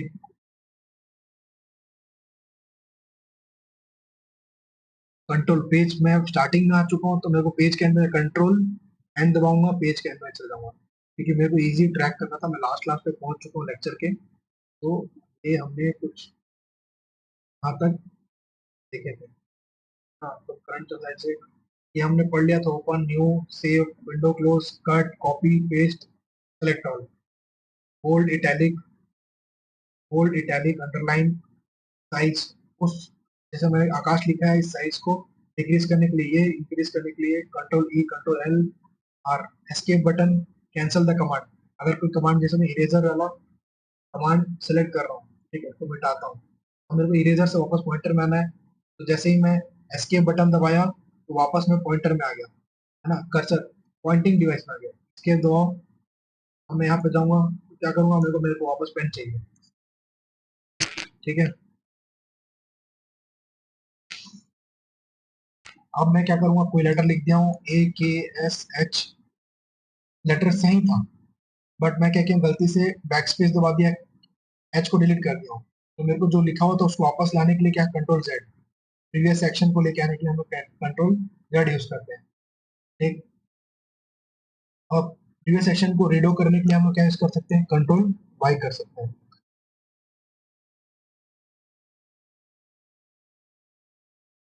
adjust the zoom magnification, Alt W, Alt Q use करते हैं हम लोग।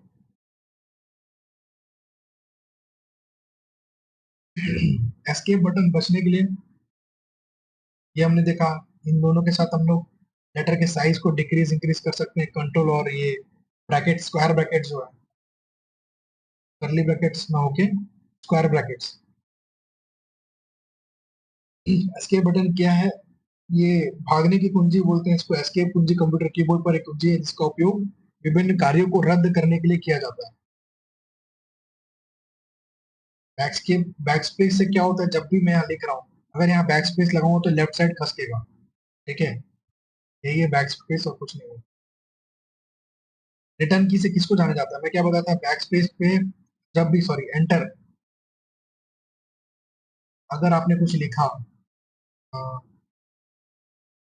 ये सॉल्यूशन इस, यहाँ पे एंटर दबाऊंगा तो वापस मेरे को बिगिनिंग ऑफ द उस लाइन पे, नेक्स्ट लाइन पे लेके आ जाएगा। तो रिटर्न की क्या करता है, एंटर का सेम काम करता है। डिलीट बटन, राइट साइड,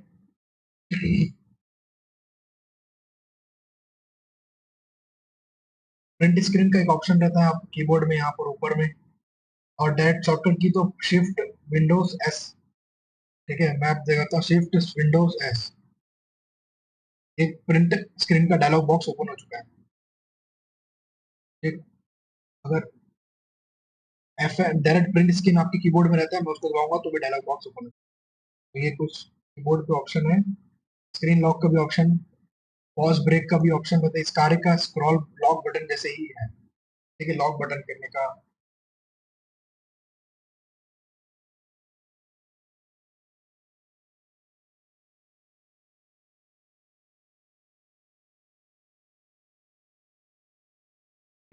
अब रीसेट, या फिर कभी कभी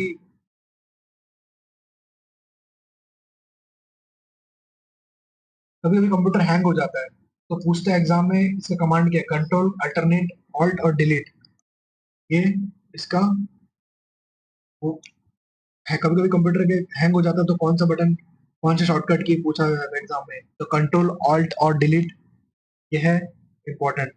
जबकि कंप्यूटर हैंग हो जाता है तो अर्थात किसी अन्य बटन के आदेश का पालन नहीं करता है, तो आप इसको डायरेक्ट कंट्रोल अल्ट और डिलीट दबाएंगे तो वो जो प्रोग्राम चल रहा है वो क्लोज हो जाएगा। और इसको रीसेट भी कहते हैं। इसी को हम लोग क्या कहते हैं, रीसेट। रीसेट कर रहा हूँ मतलब वो प्रोग्राम को वापस से रीसेट कर रहा हूँ, है ना। मैं कुछ प्रोग्राम रन कर रहा हूँ यहाँ पे, तो मुझे कोई इमेज में 10 बार का खोल के रखा हूँ और एक प्रोग्राम हैंग हो चुका है, सिस्टम हैंग हो गया है। मैं कुछ और प्रोग्राम पे किसी और एप्लीकेशन पे एक्सेस नहीं कर पा रहा हूँ, तो जैसे ही मैं कंट्रोल Alt और डिलीट यूज करूंगा, ये जो चल रहा है प्रोग्राम उसको क्या करेगा, क्लोज कर देगा और वापस रीसेट भी बोल सकते हैं इसको हम लोग। कंट्रोल Alt और डिलीट यही है। Close an application that is not responding. ऐसे एप्लीकेशन को क्लोज करने के लिए फोर्सफुली क्लोज कर रहे हैं अपन ना, जो नो नॉट रेस्पॉन्डिंग, कोई मतलब कोई भी हलचल नहीं होता है, कुछ लिखने की कोशिश कर रहा हूँ, कुछ कार्य करने की कोशिश कर रहा हूँ, तो वो हलचल नहीं कर रहा है, तो इसको हम लोग जब कंप्यूटर हैंग होता है तो कंट्रोल ऑल्ट और डिलीट का यूज करते हैं उस प्रोग्राम या एप्लीकेशन को क्लोज करने के लिए। अब तक हमने जो पढ़ा ये पूरा चल रहा है रिवीजन, और साथ में नया टॉपिक्स हम पढ़ रहे हैं, तो इसके बाद फिर हम जब नेक्स्ट लेक्चर अपलोड करूंगा तो फिर से हम रिवीजन करते हुए नया टॉपिक्स को ऐड करेंगे ताकि आपका रिवीजन बैक टू बैक चलता रहे। अब पार्ट 7 के साथ मिलते हैं नेक्स्ट लेक्चर में, कुछ नए टॉपिक्स, कुछ नए इंटरेस्टिंग फैक्ट के साथ। आज हमारा जो हमने पढ़ा कीबोर्ड के कुछ पॉइंटिंग डिवाइसेस है ना, कीबोर्ड के बारे में पढ़ा, इनपुट डिवाइसेस के बारे में पढ़ा, ये कुछ नया ऐड किया था हमने, सुपर कंप्यूटर के बारे में जाना, तो कुछ कुछ नया चीज आपको देखने को मिला है। मिलते हैं कल नए कंटेंट के साथ। Thank you.